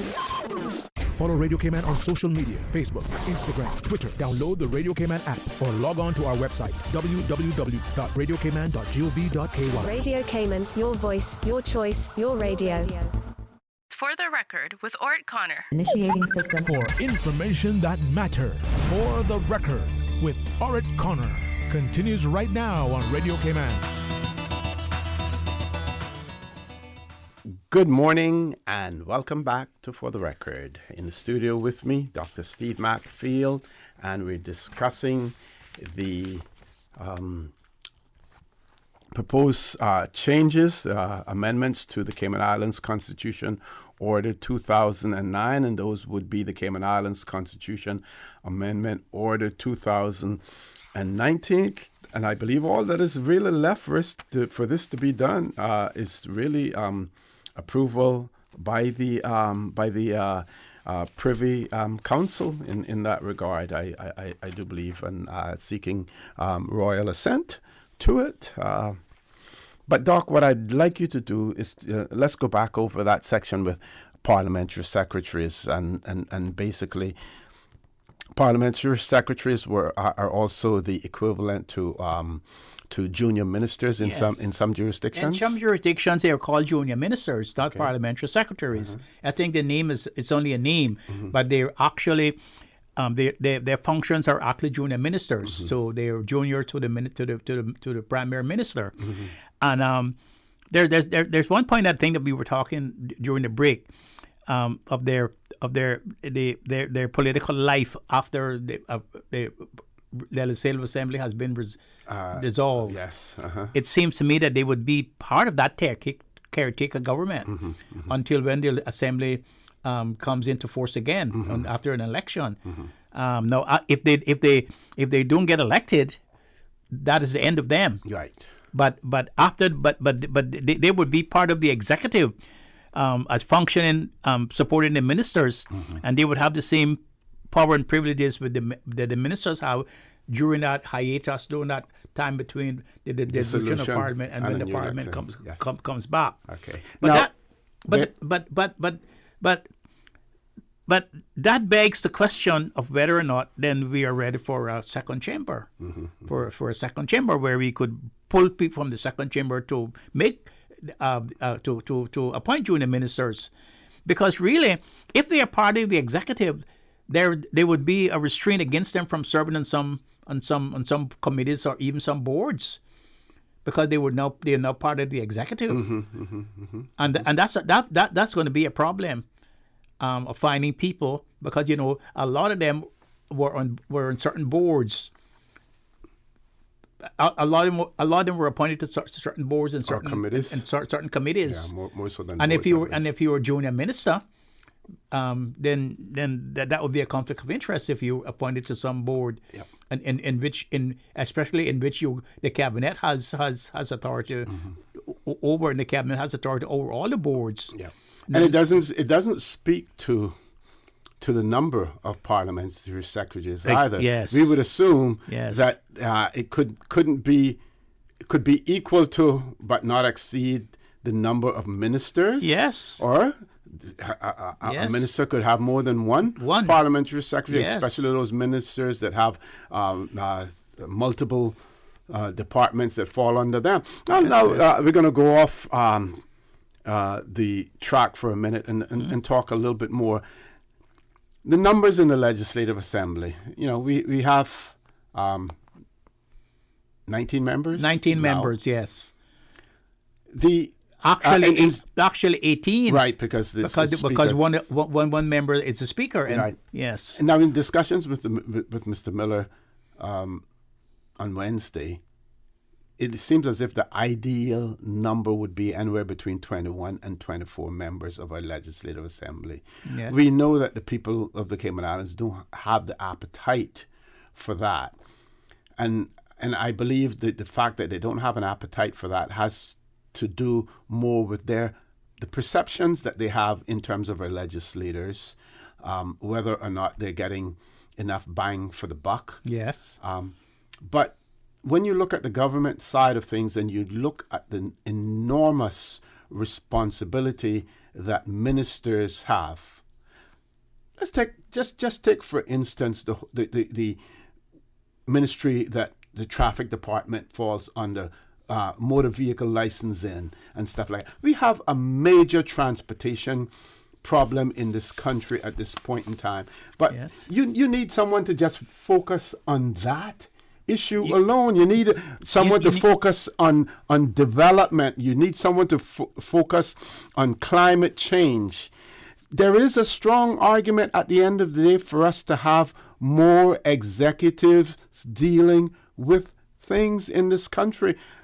But there is not an appetite for it, and there's no way that you're going to say to our legislators at this point in time, okay, we want to add 4 more, but what we need you to do is we need you to take a cut in salary so that we will be able to afford more legislators. That's not going to happen. They're not going to agree to that. But I am of the opinion that we need to have more legislators, that we need to have more members in the executive, because the running of the Cayman Islands is becoming more and more complex each day. Sure, and that leads to the question then about a minister of transport, but they have not made a political business case for it. They have not made a political case for it. But there's another thing that just went through my mind. Because we have developed so quickly and so broadly, not just quickly but broadly, there seems to be the cart before the horse, because this development actually takes and needs funds to be able to run it, to be able to be able to run it properly. Where are the funds going to come from? For instance, we need a public transport system. Like yesterday, if you're bringing 10,000 more work permit people, and yesterday I saw all of these cars, hundreds of them, maybe 1,000 of them, and each one only had one person. Where are we going to get the funds then to be able to service this development that we're building if we do not have some sort of direct taxation to raise the money? I was going to say that those persons who are now benefiting from this boom in the country need to give back more as well. Remember now, no capital gains tax in the Cayman Islands. We have no property taxes. All it is a transfer on property, which again, and switch gears again, because I see some signs now where people are building apartments, and the sign is saying, buy now, because all you have to do is pay the stamp duty on the land. Yes. Is there something coming down the pike later on that there and there's a lacuna, there's a gap in between where people are taking advantage of this? We were talking about that the other day. There's an amendment coming now that when you buy the apartment now, it's going to be the cost of the apartment and the land together. No longer you can buy the land now while the apartment is being built, and then you want to pay the stamp duty on the land. You have to pay the stamp duty on the value of the whole development. So does that have to do anything to do now with the construction boom that we see? So I many think people, so. I think so. Building apartments in such a rush. I think so. I think so, because the government wants to get more money from that. Yeah, I mean there is a shortage in the Cayman Islands in terms, but okay. I believe we have a caller. Let's grab that caller. Caller, good morning. Welcome to For the Record. Good morning, caller. Welcome to For the Record. Good morning to you, Mr. O.C. Good morning, sir. How are you? Just fine, thank you. Good morning to Mr. Dr. Steve McPhee. Good morning, sir. Good to hear you there, dissecting or dissecting many things there. My interest just wasn't piqued because of my beloved word tax, but I was listening on because everyone knows my answer to that problem, solving our financial woes. A long time ago, if we had done it, we would be better off. I don't care to argue that point with any economist, any accountant, or anybody who all have much better academic knowledge than I do, or scholastic. I come from the school of life, as my cousins in Boston often said. But he went to the best school in the world. Never went to any university, Jim did. Anyhow, not saying universities are a bad thing at all, great thing. I mean, it wouldn't be along where we are now. But anyhow, the issue with the income tax would be my answer. No taxes on the corporate taxes or anything that would affect the big investors. It just affects the people earning humongous sums handling their monies, and we can't deny it. It's humongous. And we have inflicted upon our people. And I'm not for 1 minute saying that it's the fault of our elected representatives, all agreed to it. Two very onerous systems where we are mandated that people pay into a health insurance which we know isn't working at all, and not affordable, and not getting the results at all for what they're paying for the average little person who is the majority, and also with the pensions. Anything mandatory, as I've always said, should be paid to the government as a tax. That's taken out of your salary. It should be paid as a tax. You shouldn't leave the private sector to mandate things, get monies from us mandatorily. That's a very serious thing. Anyhow, that would straighten up a lot of things, because we could cut down a lot on the consumption-based taxes right away as we see. And we could cut down on a major problem with the traffic. We could immediately order cessation of importation, and only with permission from Cabinet or permission from the elected representatives, soon to be called Parliament, would there be allowances for a period of 2 years? And then you cut down a lot because we can't keep building roads. It's impossible. And building roundabouts wherever there's a corner in a road. And see, maybe we may be leading to referendums the next point that's coming to as much as we have roundabouts. But the first topic you're talking about was the amendments to the Constitution. And I was just wondering, with amendments, first of all, I think we'd have to decide what it would be a serious thing that needed to be taken to the people. The people would come up with issues like they did with the port and with this, that, and call a referendum and then don't seem to want it. And then there's a review in the courts, and we don't know what about the people who were supporting it. They didn't get their chance for the referendum, which the government was quite willing to hold, and they didn't get their chance. So maybe they could call a judicial review against the CPR or whatever, too, for not bringing it to time, and we go back and forth in court, we never get nothing done. Maybe that would happen, too, with amendments that would need it to be done now and then. If we were to take everything to the people, that 19 elected or 24 elected people, to take to the people every time to decide on something and for them to decide on what's serious. 50 people might say in a meeting of 100 that that's a serious thing. The other 50 may say it's not serious. So should we hold a referendum and it goes right over the island and then they never get nothing done for a whole term? Well, caller, what is clear is that the issue of independence is definitely one that has to go to a referendum. Yes. It is also clear in the Constitution that anything else, and based on that letter that was referred to, that was written by Chris Bryant in June of 2009, is that between the premier and the leader of the opposition, they could agree as to whether or not something is uncontroversial and whether or not it requires a referendum in that regard. So it is basically left up to it. And if people feel strong enough that a particular issue should not be, then you get out there and you lobby to ensure that the people's voice is heard. But caller, I'm going to ask you to leave us there because we have to go to a commercial break, and we do have another caller on hold as well. But please feel free to call back if you so wish. Folks, please stay tuned for the record. We'll be back shortly.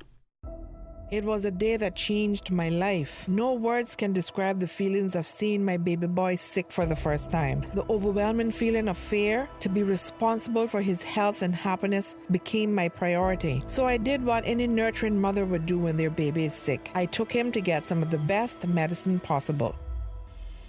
CTMH Doctors Hospital Pharmacy understands the importance of careful decisions you make every day for your family. Our staff work towards healthcare excellence and providing the most current and up-to-date training with pharmaceutical care, so you can feel confident in knowing that your family is safe with the right medication. At CTMH Doctors Hospital Pharmacy, we take care of your health. Your favorite family fun day is back. The 53rd Annual Agriculture Show at the Stacey Watler Agricultural Pavilion in Lower Valley. Theme, Agriculture for the Future. Ash Wednesday, February 26th. Family fun for everyone. Acrobatic show, cooking competitions, produce, plants, pony rides, petting zoo, rodeo, and so much more. Gates open at 7 a.m. with ample parking. General admission is only $10. Children ages 2 through 11, $5. And under 2 are free. Or buy your raffle ticket including entrance fee for a chance to win $20,000 and so much more. For more information, visit them on Facebook or 345agriculture@gmail.com. Put down your iPad and get back to your roots at the 53rd Annual Agricultural Show, February 26th in Lower Valley. This is JJ the Iceman. This is JJ the Iceman.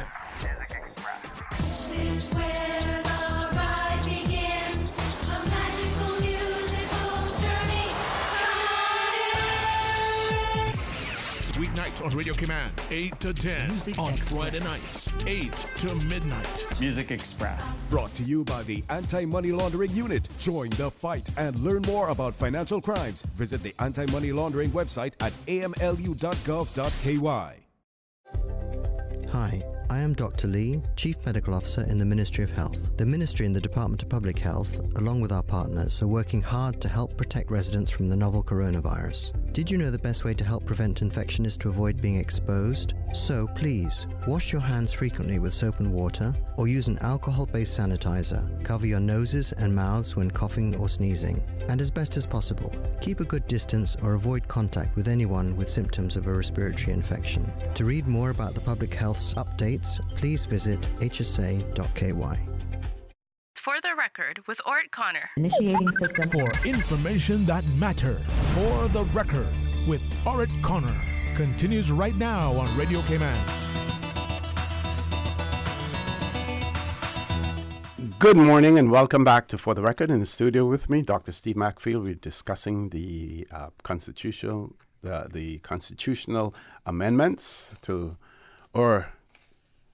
Cayman Islands Constitution Order 2009. We do have another caller. Caller, good morning. Welcome to For the Record. Good morning, O.C. How are you? Good morning. I'm fine. How are you? Welcome back. I'm good. Thanks. Good. Welcome, sorry. Good morning, Dr. Steve. Good morning. How are you? I'm fine, thanks.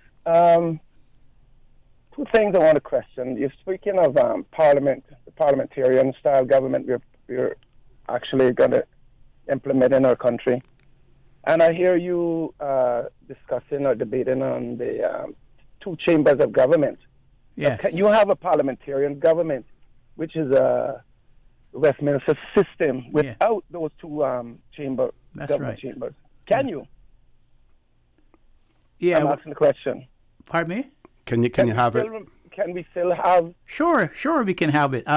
Without the two chamber of government. Well, it would have to be an amendment to the Constitution, because that is where it would have to be. And we did have a bicameral system of government before, over 100 years ago, in 1831, when we had the first legislative assembly in Pedro St. James on 10th of December 1831. We had a bicameral system. We had an upper house and a lower house, style of the legislature of Jamaica, style of the other parliaments around the world who had bicameral chambers. They were called, the lower house was called the House of Vestry, and the upper house was called the House of the Magistrates. It was called the Vestry and the Magistrates. In Jamaica and other places, I think some of our overseas territories too, they have what they call the Senate. Right. In Bermuda has a Senate. Has the Senate. Yes. They have the Senate. And people are appointed to the Senate. The Constitution would say how many people can be appointed to the Senate from the opposition side and how many people could be appointed from the government side. And what it does, it allows people who do not want to get into the rigor of politics, on the platform and going in to be elected, to be who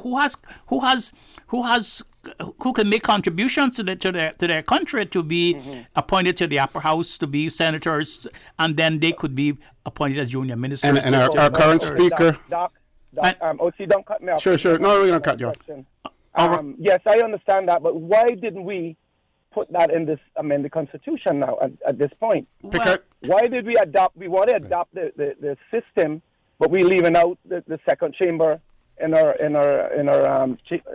parliament. I don't know the reason for that, but I know that was one.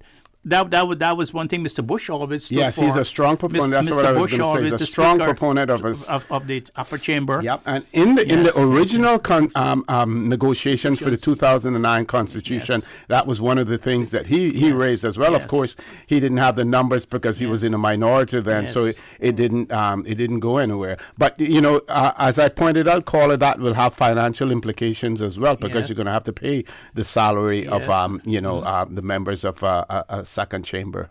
Well, but it would be good for the so country because you would bring a lot of people with a lot of experience and a lot of experience and knowledge from different outside of the legislative assembly. And you never put a price on democracy. You never put a price on democracy. And they said, I think there was some American that says that the price of democracy is vigilance and sacrifice. Mm-hmm. So now, it's not easy.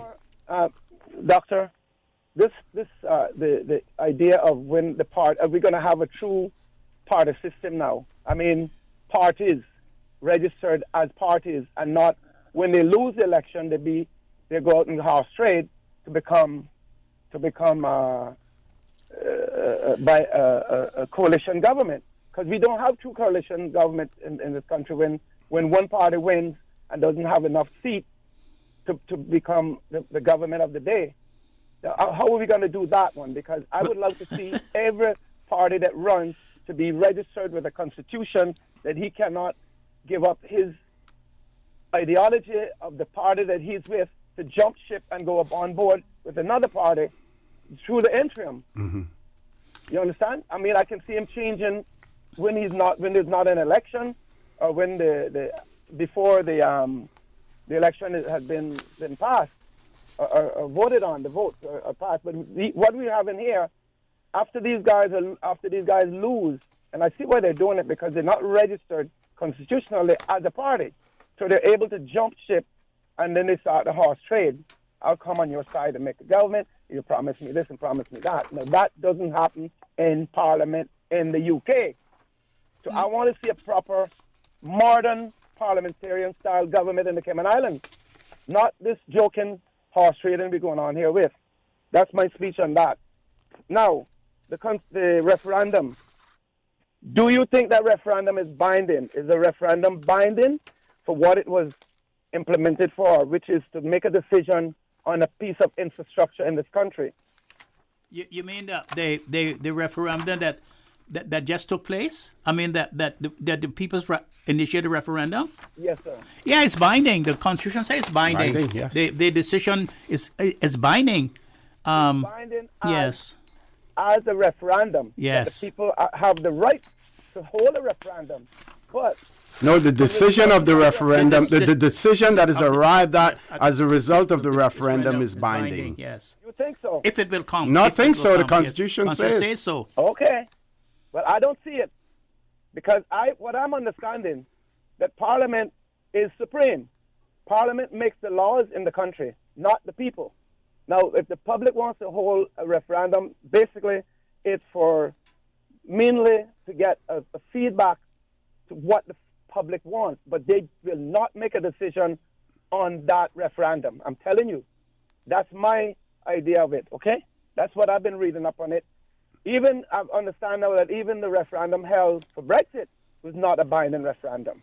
Okay, well, just let me read for you the first point you made about the two parties amalgamating to form a government.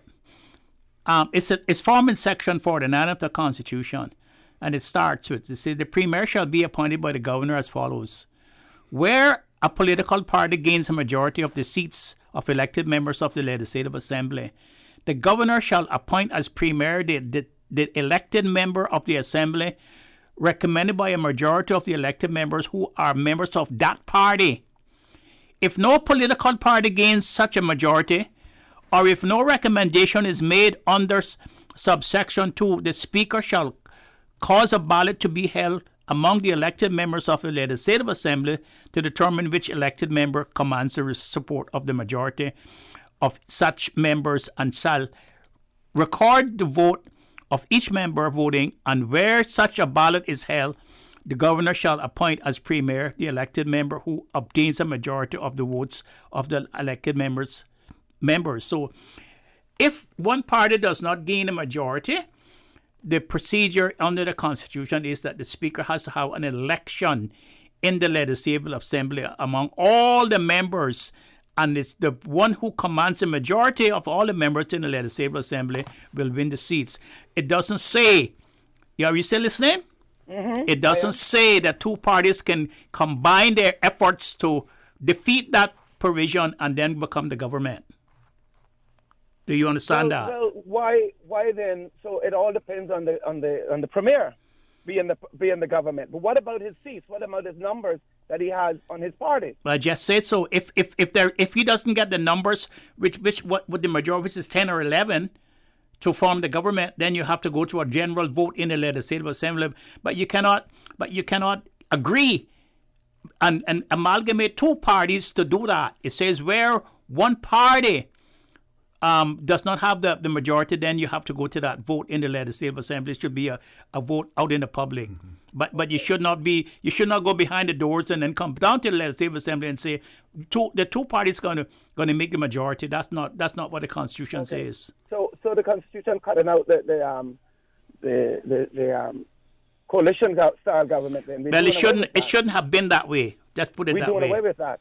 Yes. Because that's the way England runs. Well, you can have a coalition government, but it depends on how you arrive at it. Yes, what Dr. McFeel is saying, that you cannot arrive at it by two parties based on the Constitution. You cannot arrive at that coalition government by two parties coming together and say, we're going to form the government. Yeah. Well, see, when Miss May, the Prime Minister, won that election, but she didn't win it by having enough seats. She couldn't go to England to get the go ahead to be a government until she brought in the Scottish party. Scottish National Party, or she could have done like what David Cameron did and bring in the Lib Dems. Lib Dems, yes, but they're still the Lib Dems, and they're not part of the. They're not part of the. They would not be. They would have to come and vote to give them the majority. Exactly. In the parliament. Yes. Right. That's what I was getting at. We don't have that here then. No. But we're not modern yet. We better go over that amendment again. Yes. Yeah, there's still several constitutional changes. Yes. But like I pointed out, these particular changes now was really to address the overreach by the United Kingdom Parliament. I understand that. It's giving us more autonomy. Sure. Yeah. Caller, I want to thank you very much for that. We have to go to a commercial break. Folks, please stay tuned. When we return, I have something to share with you because we have some very, very astute listeners out there. Yes. And one has sent me a copy of the Hansards of the Legislative Assembly. The order.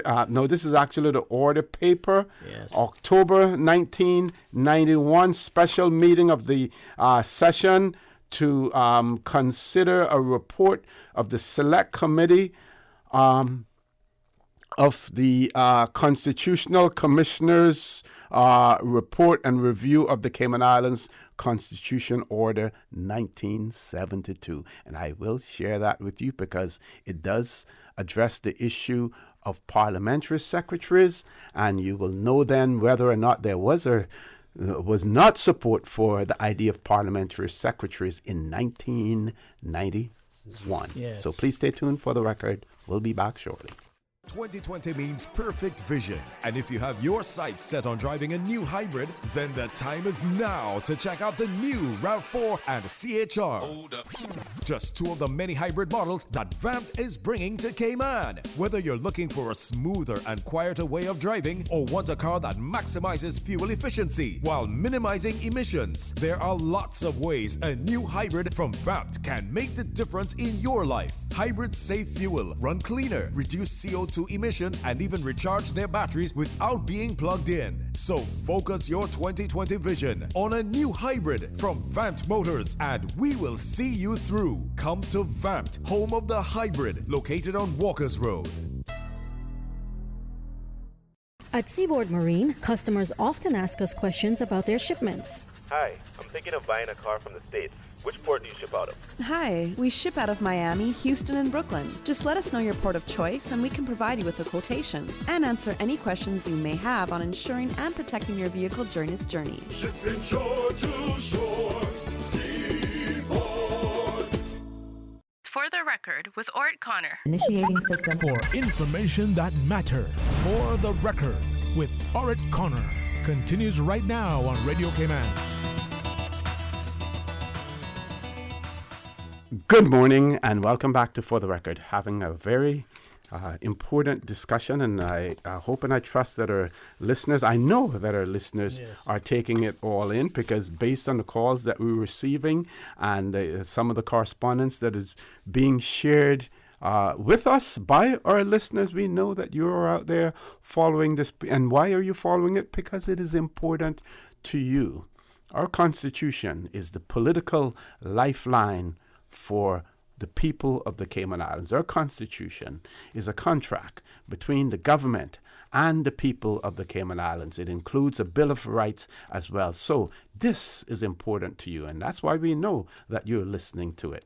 So one of our listeners has shared with us a report of the Select Committee of Elected Members to review the Cayman Islands Constitution Order 1972. And the 1991 session of the Cayman Islands Legislative Assembly, on the order paper, Monday, the 28th day of October 1991, in the first sitting, there was a presentation of papers, and one of those was the report of the Select Committee on the report of the Constitutional Commissioners on the review of the Cayman Islands Constitution Order 1972. And it was laid on the table, and there was a motion to adopt the report. And they have shared with us an appendix that contains the dissenting statement of the report. The dissenting statement to the report of the Select Committee of Elected Members to review the Cayman Islands Constitution Order 1972. And that was submitted by then members of the Legislative Assembly, the late G. Haig Borden, the late John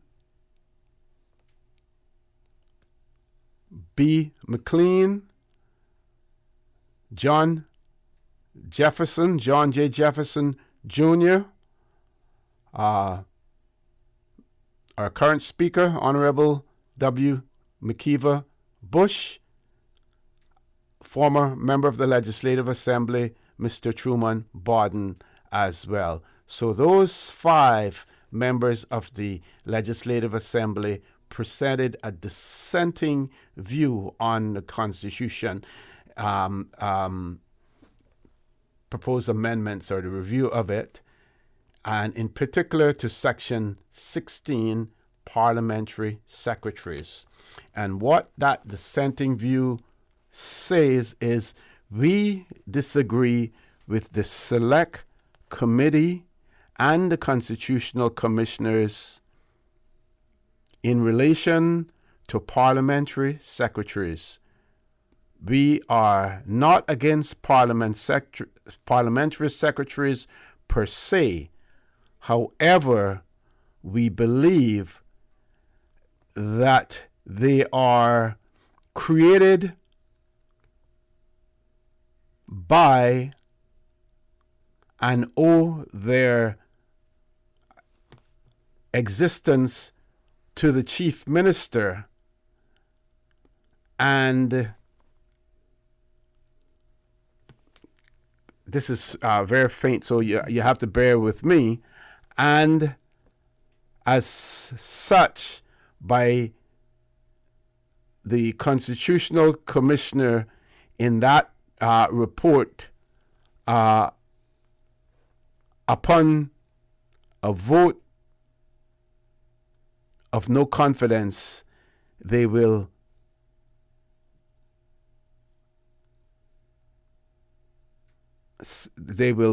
either side or support the government.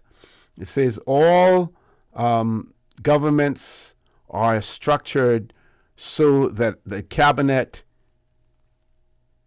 is smaller than the legislature, and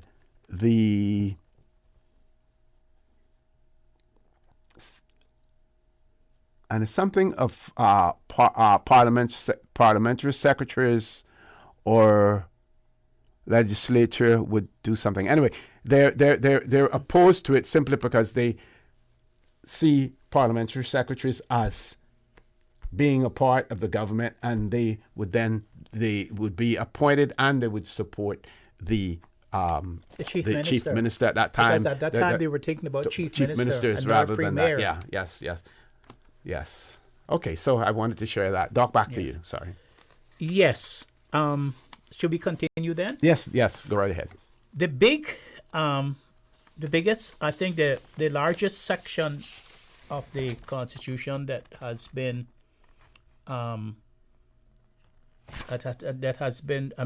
as amended is Section 58.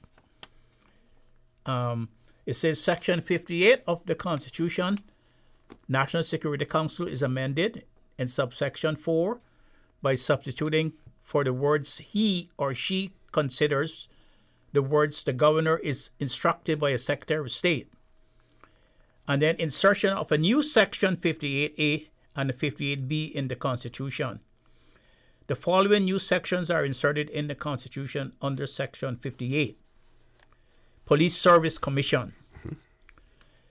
There shall be in and for the Cayman Islands a Police Service Commission, which shall consist of A, the governor as chair, B, 3 members experienced in matters of the police law enforcement, the criminal law or other matters related to national security, 2 of whom shall be appointed in writing by the governor, acting in accordance with the advice of the premier, and the other in accordance with the advice of the leader of the opposition.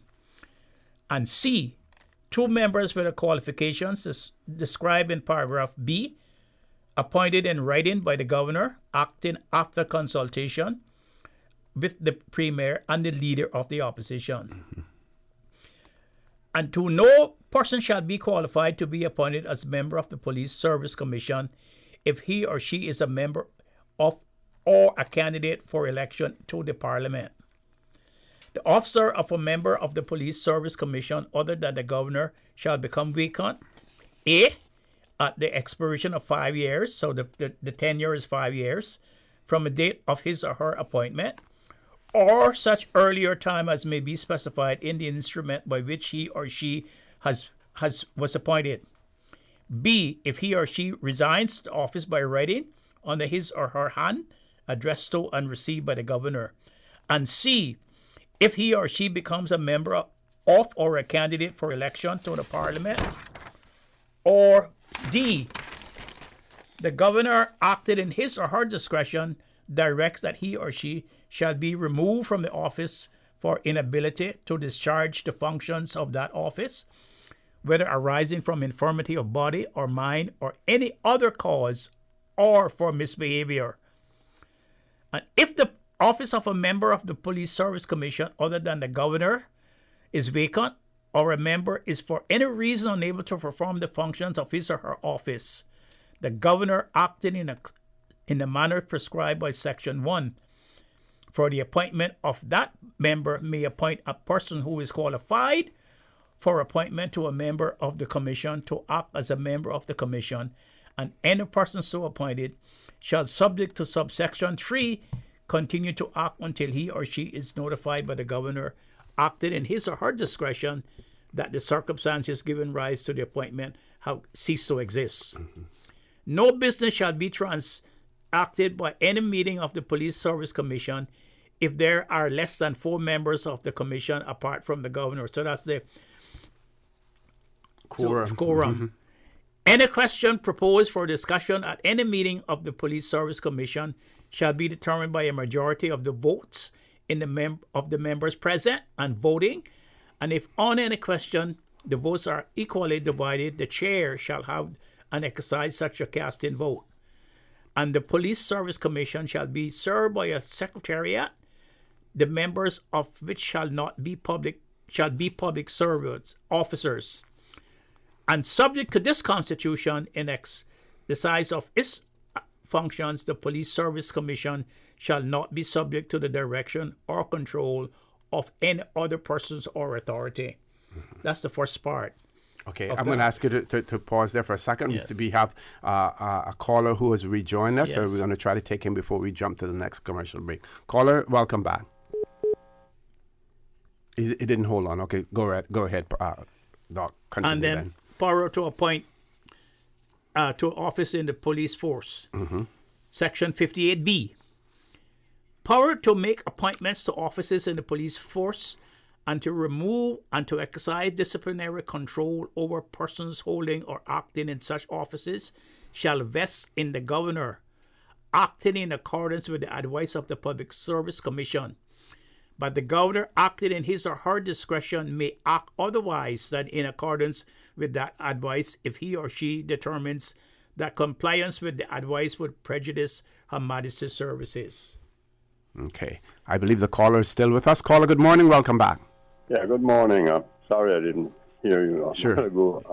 Yes, what I was just wondering, when you said the speaker, in the case of the type of situation where it's a hung thing, there's two equal amounts of support for the government to be formed, then that means you have to select a speaker. Isn't the speaker selected by the elected parliament? Yeah, so you have to have agreement there. But if there's disagreement on that, so it could hang on for a long time. No. The speaker is the first person elected. After the election, a speaker is the first person to be elected. Yes. Yes, I know. Yes. But okay, if it depends on that. Yes, I'm just wanting to get that clear. Yes. The Senate thing. Therefore, if they're appointed by the members of the opposition and the government, therefore they are political. So what happens in the course of the parliamentary meetings? Do they have a vote?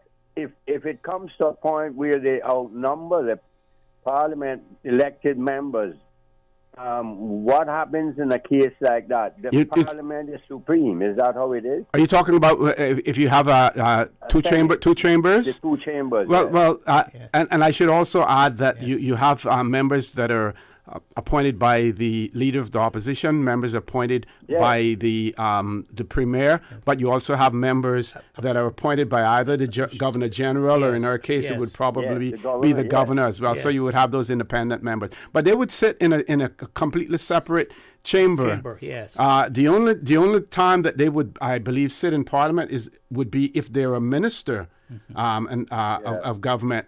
Otherwise, they would be the second chamber where bills are usually referred to them. Referred to them for their scrutiny. And then returned to the Parliament. Yes, but the point I'm trying to make is if they, their decision is, say, contrary to what the ruling government that has what happens if they outnumber either that or the whole it wouldn't have to do with numbers. It would have to do with the decisions that they make, and whatever decision, let's say for instance if a bill is sent to them for scrutiny and at the end of the day they may send it back and say we want amendments to it or refuse it, then there's a time period for which the regular parliament, the what is called the lower house, can then sit on and override them. Right, and override them at the end of the day. So a Senate at the end of the day in the parliamentary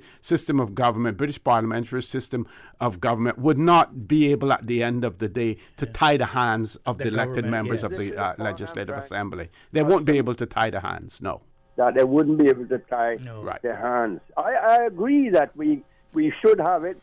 I mean, the first of the two-chamber government, Mr. Macfield well knows, you know. Yes. The elected representatives outnumbered them 10-8. Yes. But I know it was made evened up after that. I have no idea when that first happened. But that's the point. I believe strongly in the democratic process. The people, because we're talking about referendum, this applies to the same issue. The voice of the people must be supreme. And that's the reason I'm very hesitant also about this idea of taking things back to the people again to let them decide in a referendum on, because that's why we elected those people. We thought they were able to choose to make important decisions for us. But if we keep saying that somebody should decide on what is the most important and then take it back to the people who will referendums, we'll have chaos in the end. We would be running government by referendum. And this is why I think we should leave it up. And I'm happy that they made those amendments. And I think we should even go further. That's my Thank you very much, caller. Thank you very much, caller, for that. We have to go to a quick commercial break. When we return, I will. Our listener has kindly provided me with a clearer copy of that dissenting statement in our Legislative Assembly in 1991, and I will share that with you. We're going to close the phone lines off at this point in time as well. Folks, please stay tuned for the record. We'll be back shortly. At Seaboard Marine, customers often ask us questions about their shipments. I have various items coming from different suppliers that I need to ship to Cayman. Do you offer consolidation? Yes. Seaboard Marine offers consolidation for full and less than container loads. We can hold your packages at our Miami warehouse until everything arrives and ship it all in one go. And we have the best rates to Grand Cayman. Visit seaboardmarine.com for more information. Shipping shore to shore,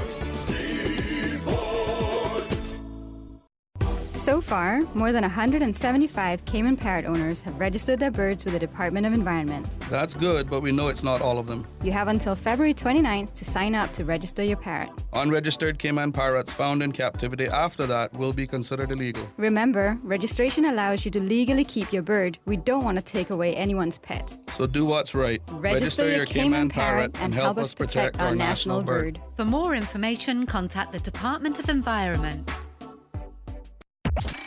Radio Cayman News. An intense week in the Cayman Islands as a 7.7 magnitude earthquake hit Tuesday afternoon. 2020 celebrations honored the first 4 women who bravely stood in the 1959 general election. We're trying to get the governor to speak up and say something and do something. An unfortunate incident would leave Cayman national players unsettled. Radio Cayman, your voice, your choice for today's biggest news. For the record, with Orrett Connor. Initiating system. For information that matters. For the record, with Orrett Connor. Continues right now on Radio Cayman. Good morning and welcome back to For the Record. We're in the last leg of the show this morning. Very, very informative discussion with Dr. Steve McPhail, and of course he providing his sage advice and constitutional and legal knowledge to give us clear explanation on these issues as well. So the dissenting opinion, and I pointed out to you those members of the Legislative Assembly at that time who presented a dissenting opinion in relation to the proposal for parliamentary secretaries, and it says, we disagree with the Select Committee and the Constitutional Commissioners in relation to parliamentary secretaries. We are not against parliamentary secretaries per se. However, we believe that they are created by and owe their existence to the Chief Minister. Upon a vote of no confidence, they fall with the government. All governments are structured so that the cabinet is smaller than the backbench, and the addition of parliamentary secretaries to our small legislature would alter this. So that was their opinion at the time. Doc, you have any views on that? No, I think I don't agree with that. I don't agree with those views. I think that was a very narrow view I think that was a very narrow view of what a parliamentary secretary is all about. I think that they serve a great function. They serve a great function because today in this developing society that we have such a strain on the departments now. Mm-hmm. For instance, traffic and roads and everything. We should have a minister just dedicated to transport. Mm-hmm. You could probably throw in the air transport as well as land transport. Yep. And that would be a handful. And he could have a junior minister to do that, because you cannot have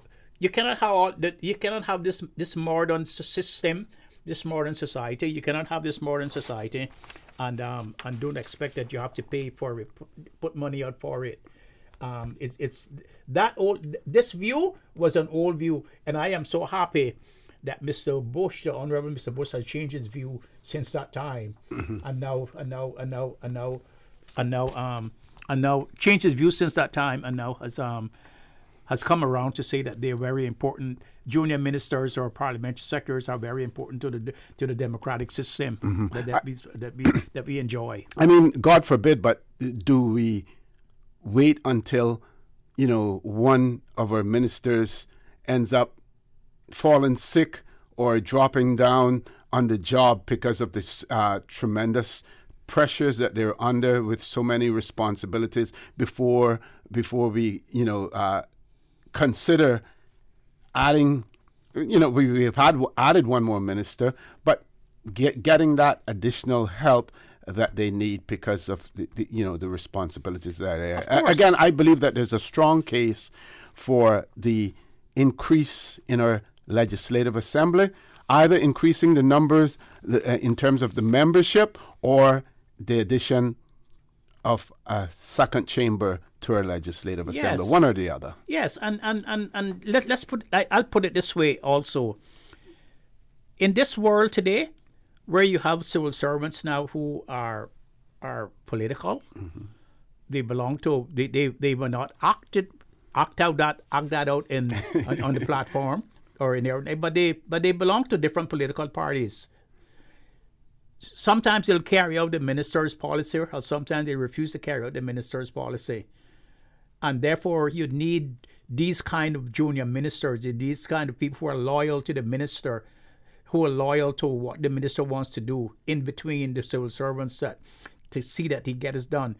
Because as I understand, and I would just like to throw this out, I remember the Minister of Education when Mr. Roy Borden was being was retiring from his position as president of UCCI, and she told him that December to go home and have some good turtle dinner, I think, and drink a bottle of wine and have some good time with his wife, because she was calling him back in January to help her to reform the educational system. Well, this is now the February. Mr. Roy Borden has not been called yet, and we are wondering what is the reason why Mr. Roy Borden has not had that call from the minister, because that was a promise that she made to him and to the whole world. Is it because she was not able to get that through? Her policy was didn't find favor with the people who she has to depend on to carry it out, or what, we do not know. But we know that junior ministers and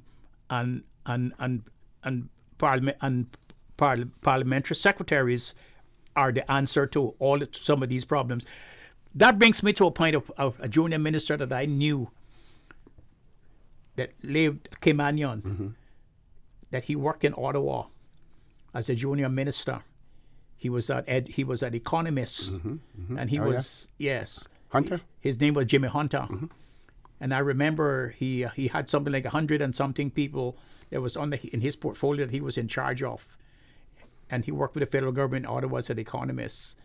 And members of the Cayman Island government went up to Canada and saw him and saw the power that he had and the influence that he had, and thought that they could use him in the Cayman Islands, and brought him down here, gave him a job, and then asked him to make a report. The report was on two entities, Cayman and the telephone company. And when he made the report, and the report was adverse to what they wanted him to do, they fired him from his job.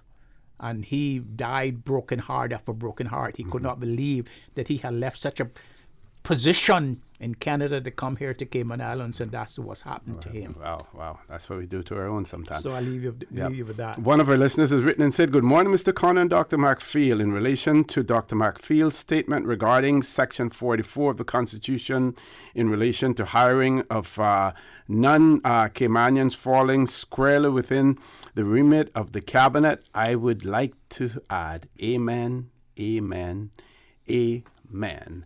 And before we close, just have a quick public service announcement. I'm not sure it's a public service one, but someone has lost a yellowhead parrot. It has gone missing in the Mount Pleasant area of West Bay.